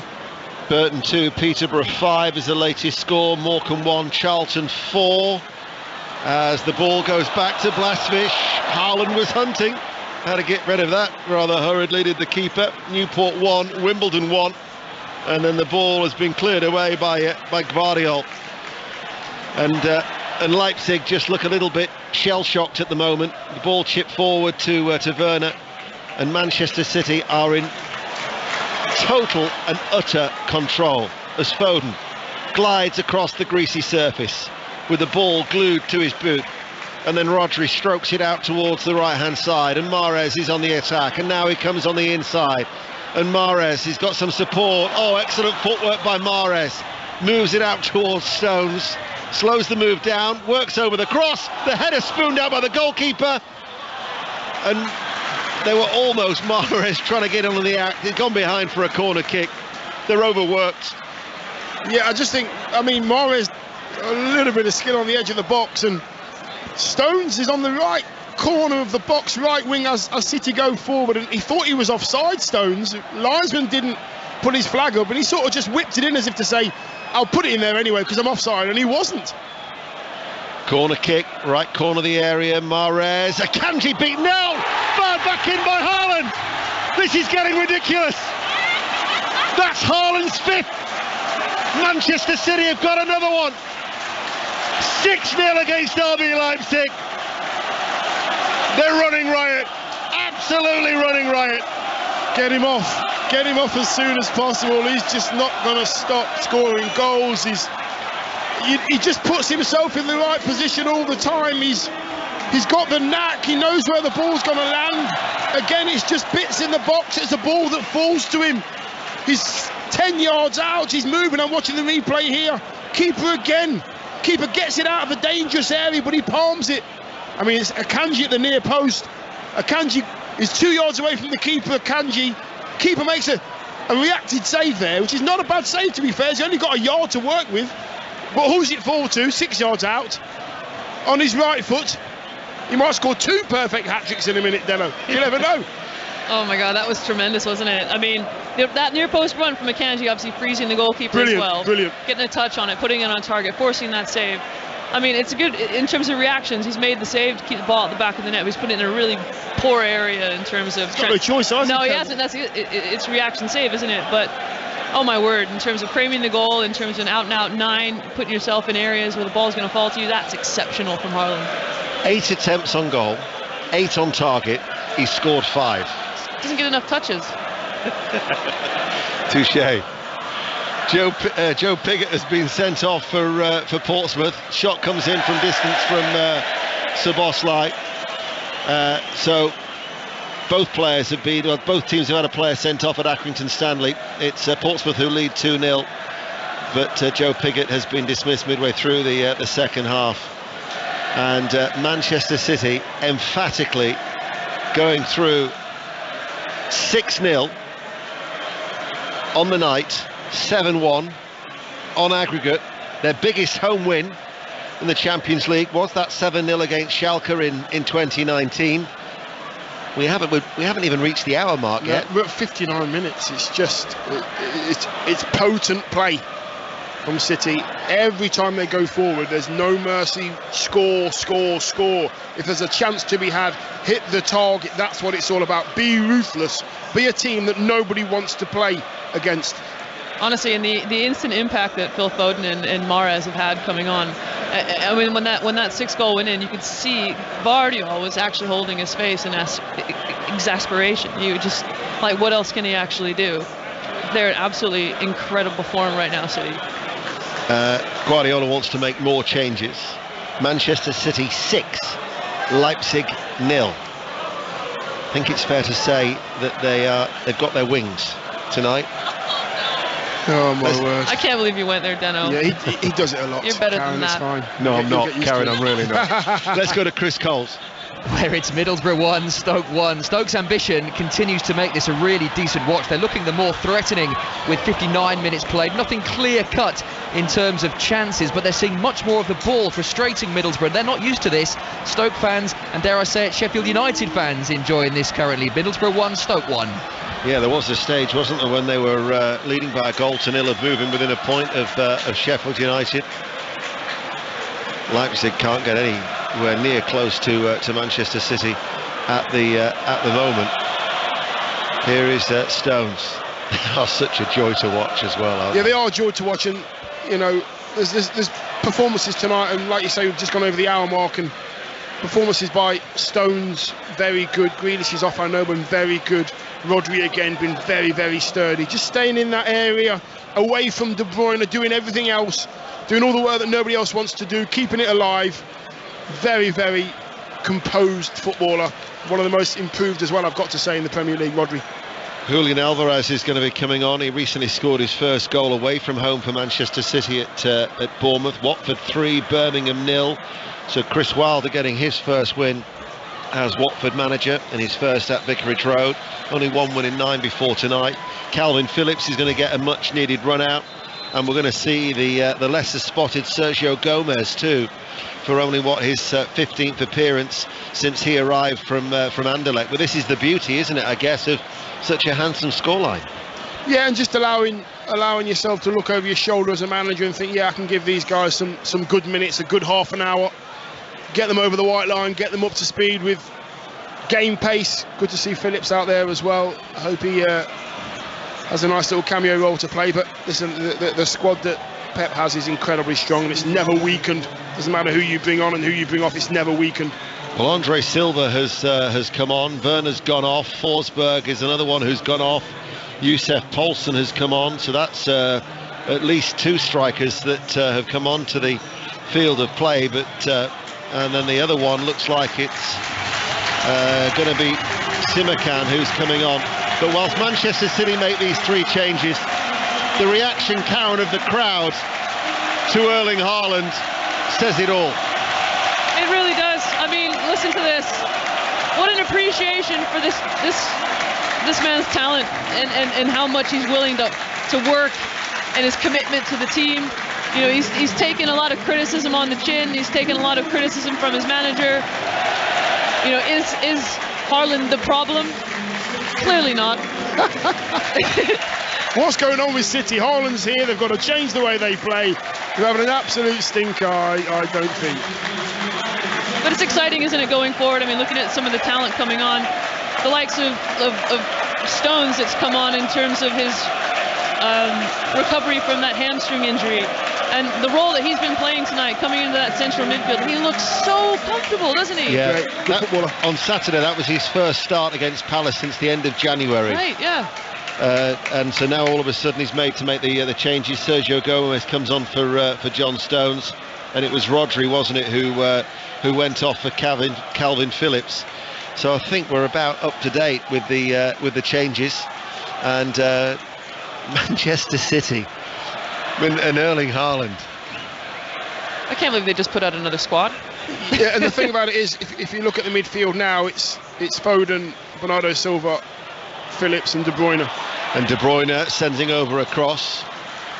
I'll be glad to see the back of Haaland. What did I say his record was? I said his record against Leipzig in Germany was 6 in 4, and then he's just gone and rattled 5 in what was it? Just, well, barely an hour. Incredible stuff from Erling Haaland. Mahrez. Scoring isn't finished though as well. That's the worry from a Leipzig point of view, isn't it? Yeah. No, I don't think it is. And Pep was talking about Kevin De Bruyne wanted to do the simple things well, get back to the basics, do those well, and all the rest will come. Words to that effect. I think City as a whole have done that very, very well tonight. They've picked the right pass, the movement's been good, the setup's been well. 2 wide players have stayed wide, allowed De Bruyne to do what he needs to do. They've just looked in control at every single moment in this game. Dion Dublin, Karen Bardsley are with us here on BBC Radio 5 Live. We are with you through until 10:30 when Colin Murray takes over. As the City fans are now doing the Poznan, which starts off in that far corner next to the away support, and already it's starting to sweep its way around the grounds. Everybody inside the Etihad is enjoying themselves tonight, and no wonder. Even some of the executives in front of us, not the City executives, the corporate supporters. It's certainly a party atmosphere tonight, isn't it? I think we should join in, guys. My knees won't allow it. I'm happy to sit down. Yeah, if you want to join in, Karen, then you. I'm super tempted. Yeah. But, well, it's short-lived anyway. Certainly a statement of intent from Manchester City against the Leipzig side, 3rd in the Bundesliga, but have just been torn apart. Here is Bernardo Silva playing the ball back. I notice now that some of the Leipzig supporters are trying to follow suit, but they haven't really had a great deal to cheer about. They came here after what had been a confident start that they made in the game, as De Bruyne pulled back, was he? Referee says no, it was a slip. And Kevin De Bruyne is going to get a yellow card for a show of dissent towards the referee, Slavko Vincic. So he is booked. There were no players, incidentally, who were running the risk of a yellow card to rule them out of the quarter-finals. Few will relish taking on Manchester City, I think it's fair to say. Yeah, in form like this, with the quality they have, the individual quality they have, if all that quality is playing well at the same time as it has tonight, they are going to be a side that people will want to avoid in this form as well. I mean, and there's been performances that haven't really had scoring opportunities. Bernardo Silva's just been absolutely outstanding tonight. Akanji, the back four, the back three, whatever you want to call it, they've been absolutely on it tonight. I think that's a great point, Dion, because the defensive stability that City are offering now are giving so much freedom to throw numbers forward. Out of touch, keeper's that. He looks like a steward. He does actually. He could bring on Scott Carson, and I don't think it'd really matter. Incidentally, Erling Haaland has equalled Adriano and Lionel Messi for scoring the most goals in a Champions League game with 5. No player has scored 6. He had that opportunity. He may have been a little bit disappointed to have left the field of play, but 5 goals from Haaland. I do struggle with my figures, and at one stage I was thinking, how many is that when he scored the 5th? But didn't quite need the abacus just as yet. But Leipzig, well, away from home, actually they don't have fond memories now of Manchester. Looking at their record, this is their record defeat in European competition. Their previous heaviest loss was 5-0 at Old Trafford in 2020, and that's just been surpassed. So they'll describe it as the miserable city of Manchester, I think, for Leipzig. Yeah, I think, and when City get to 2-0, 3-0, 4-0 up, when they get to that kind of area, then Pep, he's even more meticulous. He's saying to them with his body language, stay professional, keep doing the right things. The way that you've got to this position is because of the way that you've been playing out of possession, concentration levels. Everything's been right. Everything's been what the manager wants it to be, and when they are all on it, you get a performance like this, which looked very easy for them tonight, very easy. Well, they just become relentless, don't they? They're 2 goals shy of biggest wins in Champions League history. Stevenage have got a late goal. Stevenage are leading Crewe 11 minutes from time at Broadhall Way as they look for automatic promotion. Manchester City, though, Benfica, Chelsea, Milan and Bayern. I don't think there's still been any goals in the Estadio Dragao, so it still remains Porto 0, Inter 0. So Inter leading 1-0 from the first leg, and then it's just resting on who else will complete that quarter-final lineup. You'd think Napoli against Eintracht Frankfurt, and you'd obviously have to favour Real Madrid against Liverpool. Coventry have got an equaliser at Wigan. Wigan 1, Coventry 1 in the Championship, as Ake in defence, forward ball to Bernardo Silva, able to turn. Sergio Gomez on this near side. So Wigan, we've got the equaliser. Sorry, Wigan. That will take them off the bottom of the table down in the Championship. Wigan 1, Coventry 1 there. We'll give you all the scores as they are complete a little later on. We are available with a red button on the iPlayer and the red button tonight for 5 Live final score. Manchester City, though, coming forward.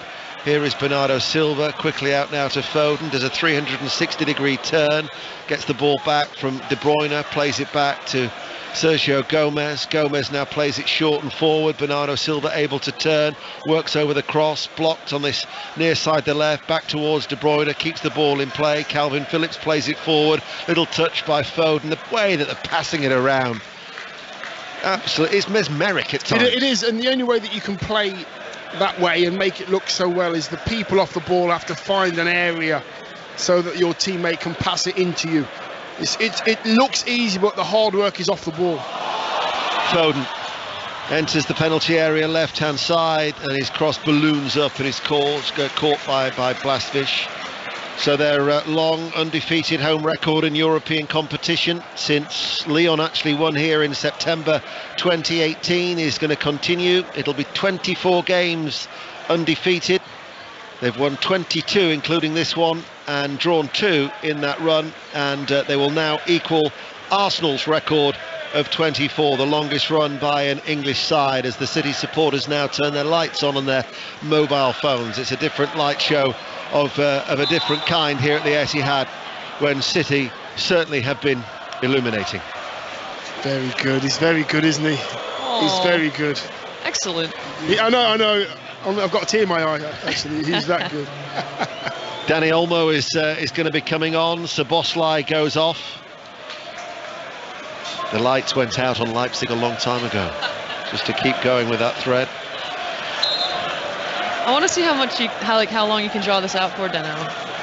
No, you don't. I do. I really do. No, you don't. You'll be pressing the off switch very, very soon, I'm sure.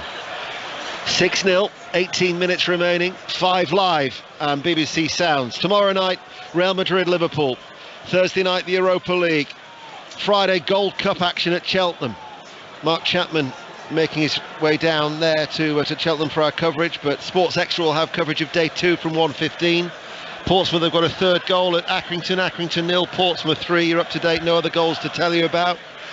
And then of course at the weekend it's FA Cup quarter-final action. Our usual Saturday goal service will be from Southampton at the weekend against Tottenham.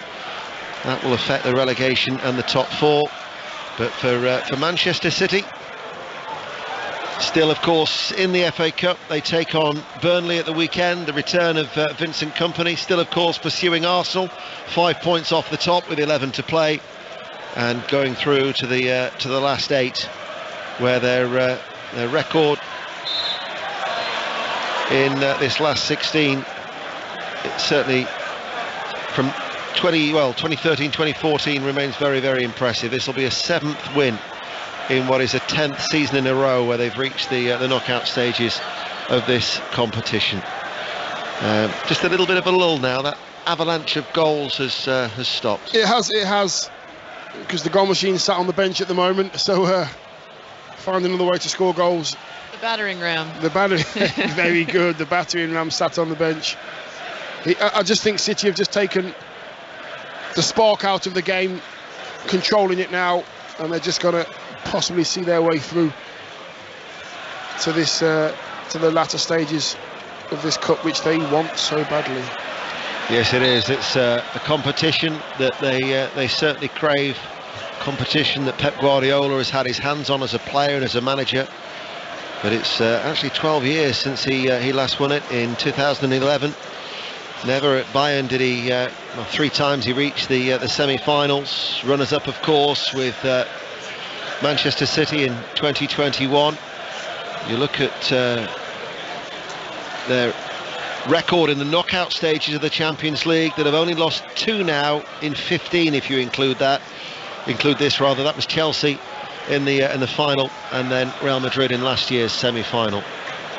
But Erling Haaland with 5 of the 6 goals. Yeah, and I've just looked at my sheet here. It was a 35-minute 5-goal hike. Yes, it's just incredible. We're looking at our pieces of paper here, myself and Karen. Yes, it's 35 minutes to score 5 goals. Yeah. I mean, there's no more room for any ticks next to Haaland's name.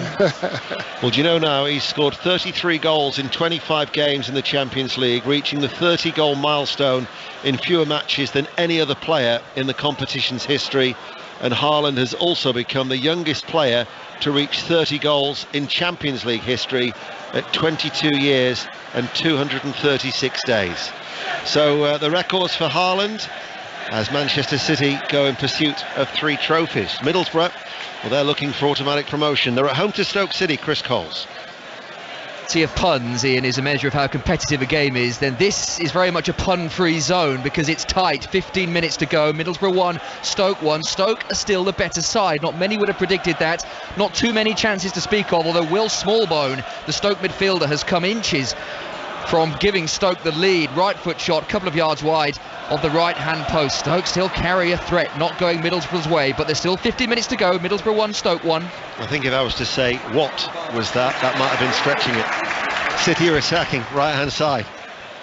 Wow. He's a blocks, but it's just unbelievable. A bright spark. Yeah. Oh, you're joining in on the act. I can't believe you just said that. Here is Mahrez. Don't worry, we've only got about 14 minutes remaining. Kelly might have switched off by now back in the studio. Oh no, that was unintentional. Here is Olmo. That was a sliding challenge by Akanji, and it's going to result in a yellow card, clattering into the Spanish international. Central position, long way out. Sometimes you just have to enjoy yourself, don't you? If you can't enjoy this, if you cannot enjoy a performance like this from City, it's just great to watch the world-class footballers play the game how it should be played, and when they get their chances, Karen, just take them. Just the flashes of excellence. She's on it, she's in. Oh, sorry, guys. Well, this is a free kick for Leipzig. Probably too far out for them to have a long dip at goal. It's it must be approaching 35 yards out for Leipzig.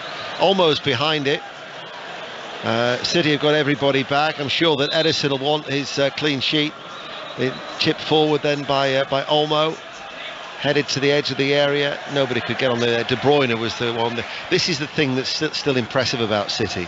The game's won, they're going through, and yet the work rate off the ball is still as high as ever. The mentality is unbelievable that Pep Guardiola has instilled in this side. You can see that regardless of what the scoreline is, they want to put out a performance that they're all proud of, something that they can reflect on and go, we left it all out there.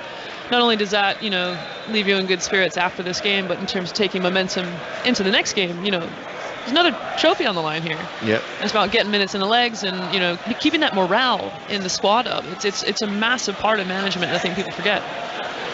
Yeah. Lots of energy from Manchester City. Accrington 1, Portsmouth 3, Blackpool 6, Queen's Park Rangers 1 at Bloomfield Road in the Championship. Back to Ederson, right hand side. That was a loose ball, goes straight towards Lima, but very alert defending by Diaz to close down Lima as City, Gomez beaten in the air, looking to turn, and the shot from Silva, who tumbles after hitting it low and left-footed wide of the left-hand post. Out of play it goes for a goal kick. Manchester City 6, Leipzig 0, and they're going to make another change. Leipzig, and it's going to be Klostermann who's going to be coming on, the German international defender, and he is replacing Heinrichs. Well, we gave them so much talk about the fullbacks and how it's going to be different, and they've just been blown away. Yeah, I was really disappointed, to be honest, with Heinrichs tonight. After his display in the second half of that first leg, I was really expecting just an exceptional performance, but I think Rafa Honigstein in the preamble, in the build-up to this game, obviously mentioned that he was really inconsistent and he just hit the nail on the head. So yeah, that's really disappointing, I think, from him. He'll probably want to get out of Manchester as quickly as possible. Mahrez with his silky skills and the excellent footwork on the far side. There were a couple of supporters who rose to their feet to applaud Mahrez. Certainly the pace has dropped with that often happens as well, Dean, doesn't it, when you get a raft of substitutions? Sometimes the tempo can drop as a result. Yeah, I agree. It's just getting the players up to speed of the game, really. The game's been pretty quick in parts, and all those substitutions, it's going to take a while for them to get into the speed of the game, and that's exactly what's happened. But they've got Burnley to come here at the weekend in the FA Cup quarter-final, so why would you extend yourself? You're just going to... they're well within the rights to play within themselves now at this stage. Yeah, because, judging on the performance of Leipzig tonight, they've got a much harder game at the weekend against Vincent Kompany's Burnley. I've got to tell you, a lot harder game with a lot more physicality. They won't have the ball as much because Burnley will work so hard. But City in this form, it's hard to bet against them. Yeah, well, this will be a 5th successive win since that 1-1 draw out in Leipzig. The draw, incidentally, you'll hear it during BBC Radio 5 Live's coverage on Friday, but we've got much more live football to look forward to May have a few more goals yet if this comes out. As the shot fired in by Alvarez and goes behind for a corner kick. Hit it right-footed. Full-time scores are coming in now. Watford have beaten Birmingham City by 3-0, but we'll wait for them all to come in, and then we'll rattle through them as the Manchester City supporters rise to their feet over on that far side. And Kevin De Bruyne getting a standing ovation, the midfield maestro, with 8 minutes remaining. Corners taken short, far side the right. Mahrez plays it towards Gomez. On his outside is Bernardo Silva. It's a left-footed cross. Akanji stayed forward, and his header is saved by Blasvish. The beleaguered Blasvish. Yes, very good, mate, very good. The thing about it is, I'm just watching Diaz there. Here's Diaz, who just went to get the bits off the keeper. Keeper didn't drop it. He's the furthest player forward, now he's the furthest player back. That's just the little things that Pep looks for. Do all the hard work for me. Do all the little things I'm asking you to do on the training ground. It might not look like much, but if you do all that well, you've got so much talent that when you have the ball, it'll be easy for you. And that's what happened tonight. It's about doing your job for the team as well, isn't it? I mean, every single player out here, whether... Oh, Mahrez nearly nicked one then. Every single player has a responsibility to the rest of the team, and I think those are the standards that Pep Guardiola has set in terms of, yeah, okay, you might not necessarily get on the ball, or get on the score sheet even, but you need to see the game out. Ball played up to Silva. He slips, tries to win it back. Gomez, though, brings it away, and Ake, who's gone into that central area with to allow Gomez. Akanji's now as the right back. Diaz, Ake and Gomez is that back four for Manchester City. Mahrez has kept the ball in play ever so well right hand side. Mahrez now twists, enters the penalty area, down towards the byline, and then it's run behind by Raum for a corner kick. I actually nearly fell off my seat there when Mahrez dropped his shoulder. Mahrez chopped onto his right foot. I didn't know what he was going to do. It was incredible. I thought he was going to cross it, but his dummy was that good that he might as well have sat Lima down. I actually think the fullback's on his way back into the stadium now. Yeah, the returning Raum as Mahrez waits to take the corner kick far side the right. 6-0 to Manchester City. In it comes now. It's a curling ball headed away by Simakan, substitute defender. Foden to De Bruyne. De Bruyne curls it, plenty of elevation. The goalkeeper gets a glove on that. There's a player who's gone down. He's taken out one of his own players in the process. Yeah, Raum's been clattered, hasn't he? There, I think by the goalkeeper. He's just come out to try and get a punch on it, and he's absolutely just come through Raum. Left reeling was Raum. Oh dear. He's absolutely smushed him. Well, I think his main job after just making sure to keep the ball away. I mean, I don't know whatever was your heaviest defeat or how many goals, the most you conceded as a goalkeeper. Don't talk about that, then, no. But there must become a point where you're thinking just for the final whistle to end. Well, you know, in a situation like this for a goalkeeper, in my experience, I think you just want to make saves. So even when, okay, it doesn't go your way, he's still made a lot of saves tonight that he can be really proud of. And all you can really do is judge your performance on that. Like, he's not made a ton of mistakes. I mean, maybe he could have put a few deflections or reactive deflections in certain areas maybe a bit better. But to be honest, on the whole, he's not really done a whole lot wrong. So I think it's difficult, I think, as a goalkeeper when you're talking about reflecting on your experience. I mean, there's a penalty, an absolute worldie off the crossbar, you know, a follow-up from Haaland. Like, the initial reaction saves, he's not really done a whole lot wrong. So I always found it really difficult when when balls went in the back of the net. I always got really, really hung up on it, and that like perfectionist mindset starts to creep in, and this is just something he's going to have to chalk off and take the positives from. I think when you look at the City side of things, unfortunately, and as boring as it is, if you look at Kevin De Bruyne's performance tonight and what he does for the team, I'm not talking about the way he passes it, it's just his attitude towards the game itself and his attitude towards stamping his authority on the game by the way he plays, by the way he talks, the organisation. No wonder he's got the armband, because he plays like a kid's covered every blade of grass again. attitude is absolutely spot on. What I really like about Kevin De Bruyne is, some of the stuff he discussed in his pre-match press conference as well. Like, a lot of the stuff that matters to us, to the fans, doesn't matter to him. He's not fussed about goals. He's not fussed about statistics. He's about the creative aspect, the hard work. He's fussed about winning. It doesn't matter how or who scores or anything like that. He's not bothered about the noise that surrounds a lot of these competitions. He doesn't go home and think about, oh, well, so-and-so didn't pass me the ball today, or, oh, I didn't do that. He'll just go, right, I want an opportunity to put it right. Let's get it out on the training pitch. I'll try this, I'll try that. It works, it doesn't. I'll keep trying. And he's never deterred from making mistakes. Yeah, well, he's certainly been an integral part of what has been a perfect City performance tonight. 6-0, 3 minutes remaining of normal time.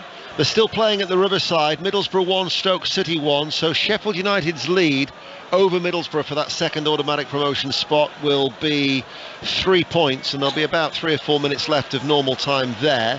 But the 7:45 games in the Championship have finished. Blackpool 6, Queen's Park Rangers 1. Millwall have beaten Swansea 2-1. Rotherham United 1, Preston North End 2. And Watford have beaten Birmingham City 3-0 in Chris Wilder's first game at the Vicarage Road. And Wigan 1, Coventry 1. So Wigan are actually off the bottom of the table. I mentioned Middlesbrough. Chris Coles is there. The play, Ian. Middlesbrough 1, Stoke 1, but Stoke pushing for a winner. Middlesbrough are hanging on. Will Smallbone denied by Zach Steffen, good save. And the best chance of the match, Jacob Brown, header, 4 yards out. Shouldn't have given Steffen a chance, but he did, and he kept it out. Middlesbrough 1, Stoke 1, 3 and a bit minutes to play. 4 results in League One. Accrington 1, Portsmouth 3. Both teams finished with 10 men. Bristol Rovers 0, Wycombe 2. Burton Albion 2, Peterborough 5. And Morecambe remain in the relegation zone after a 4-1 defeat at home to Charlton Athletic. And the final scores in League 2 are also in. Newport and Wimbledon finish 1-1. Northampton Town beat Mansfield Town by a goal to 0. They remain 4th, but Stevenage, after a 1-0 win over Crewe, goes second, ahead of Carlisle United. Sutton 0, Grimsby 1, Walsall 0, Swindon Town 0. Grimsby, of course, the first 4th tier side to reach the FA Cup quarter-finals. They'll be in action at Brighton. Coverage, of course, at the weekend, since a certain Cambridge United back in 1990. It's ages ago, that is. That featured a man just towards my left-hand side. Not that I'm trying to make you feel old. Yeah. I feel old, but it's fine. I am old. Thank you very much for reminding me. Let's get an update from the tennis. Russell Fuller.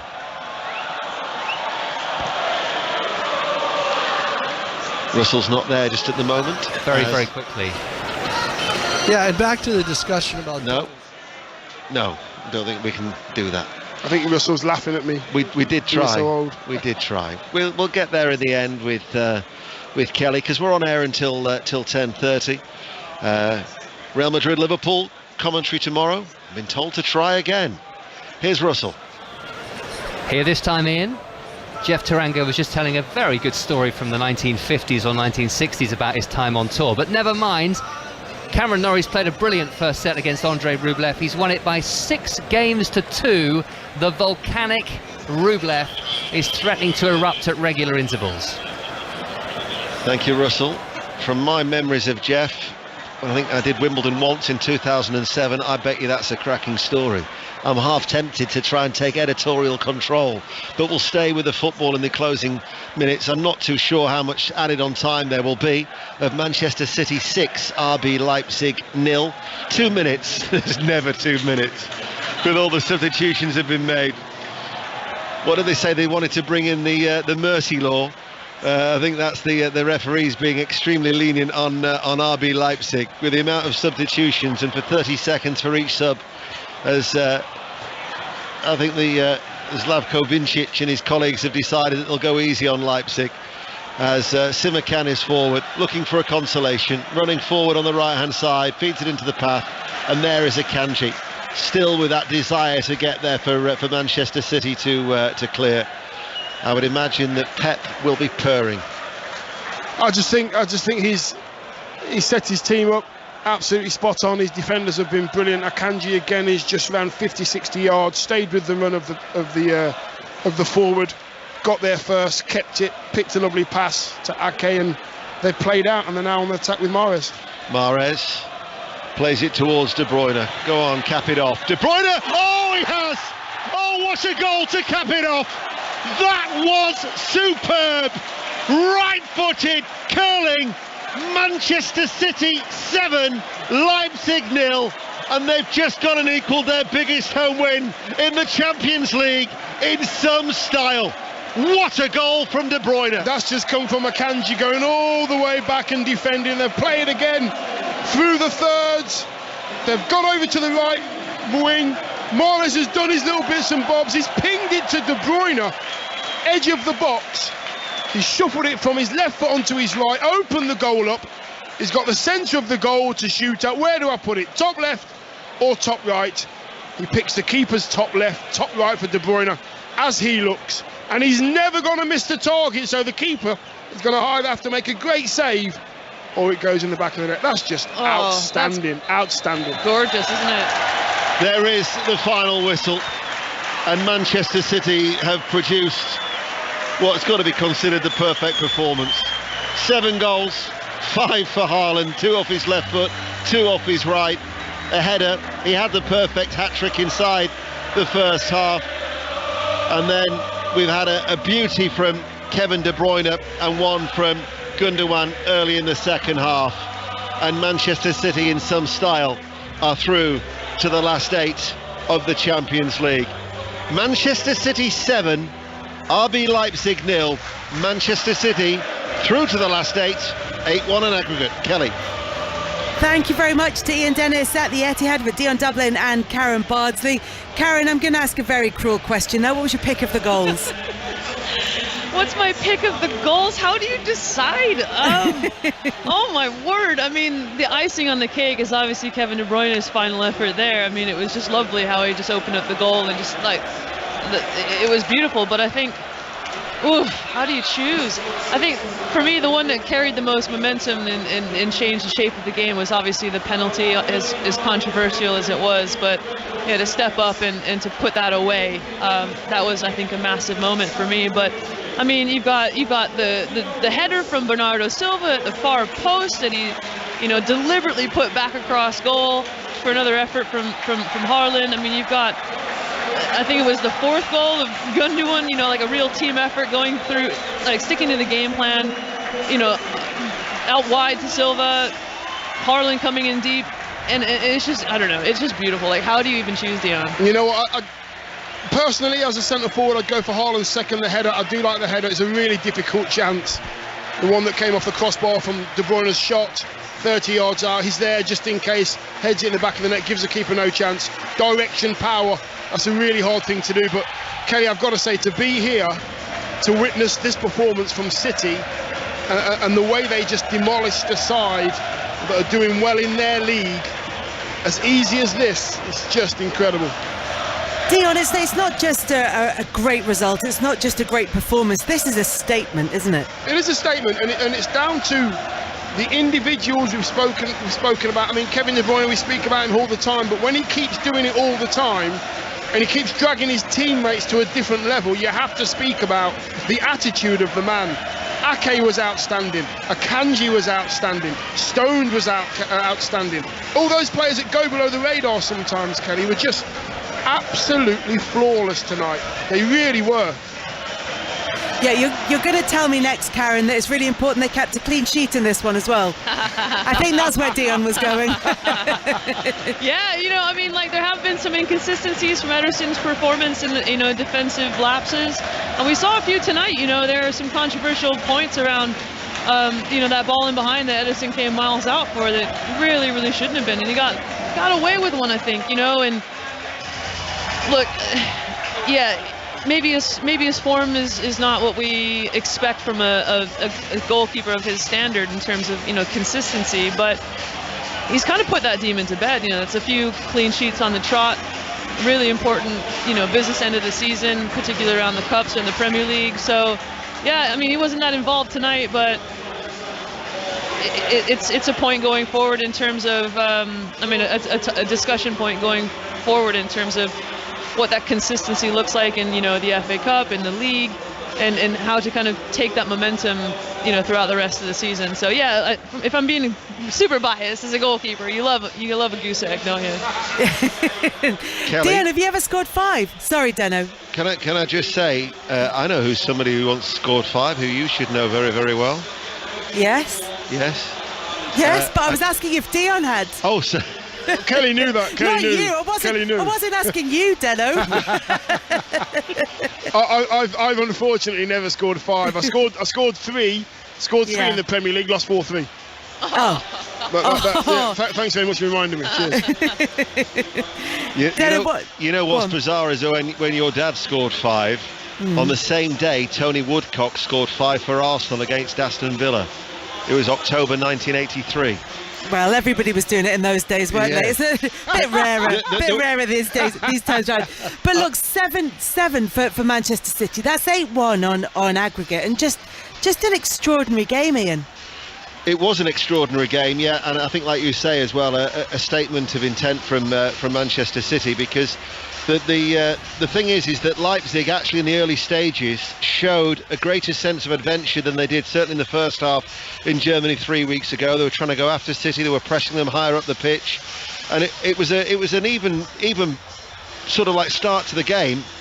But what changed was midway through the first half, when there was a harsh penalty award for Henrichs on a handball, had his back to the ball when it dropped on his outstretched right arm. But UEFA are extremely strict with handballs when the arms are away from the body.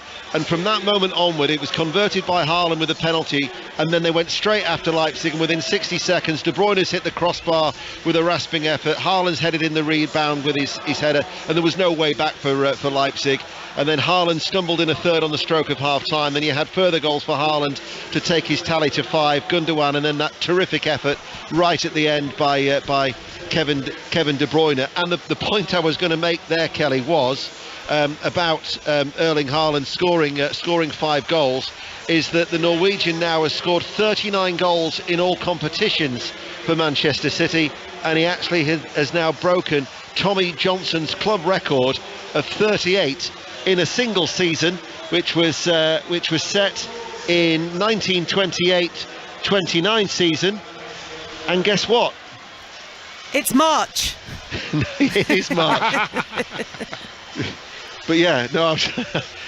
Tommy Johnson in that season also scored 5, but he scored 5 against Everton in September of 1928. What I would say though, Kelly, just for all the listeners out there, if you know that I'm doing a commentary, please feel free to tune in, because the last 2 games I've done have been 7-0. Liverpool, Manchester United tonight. So look out for me doing 5 Live again, please, once everybody. a striker, always a striker. Taking credit for all 14 Absolutely. of those goals is Dion Dublin. Down to me.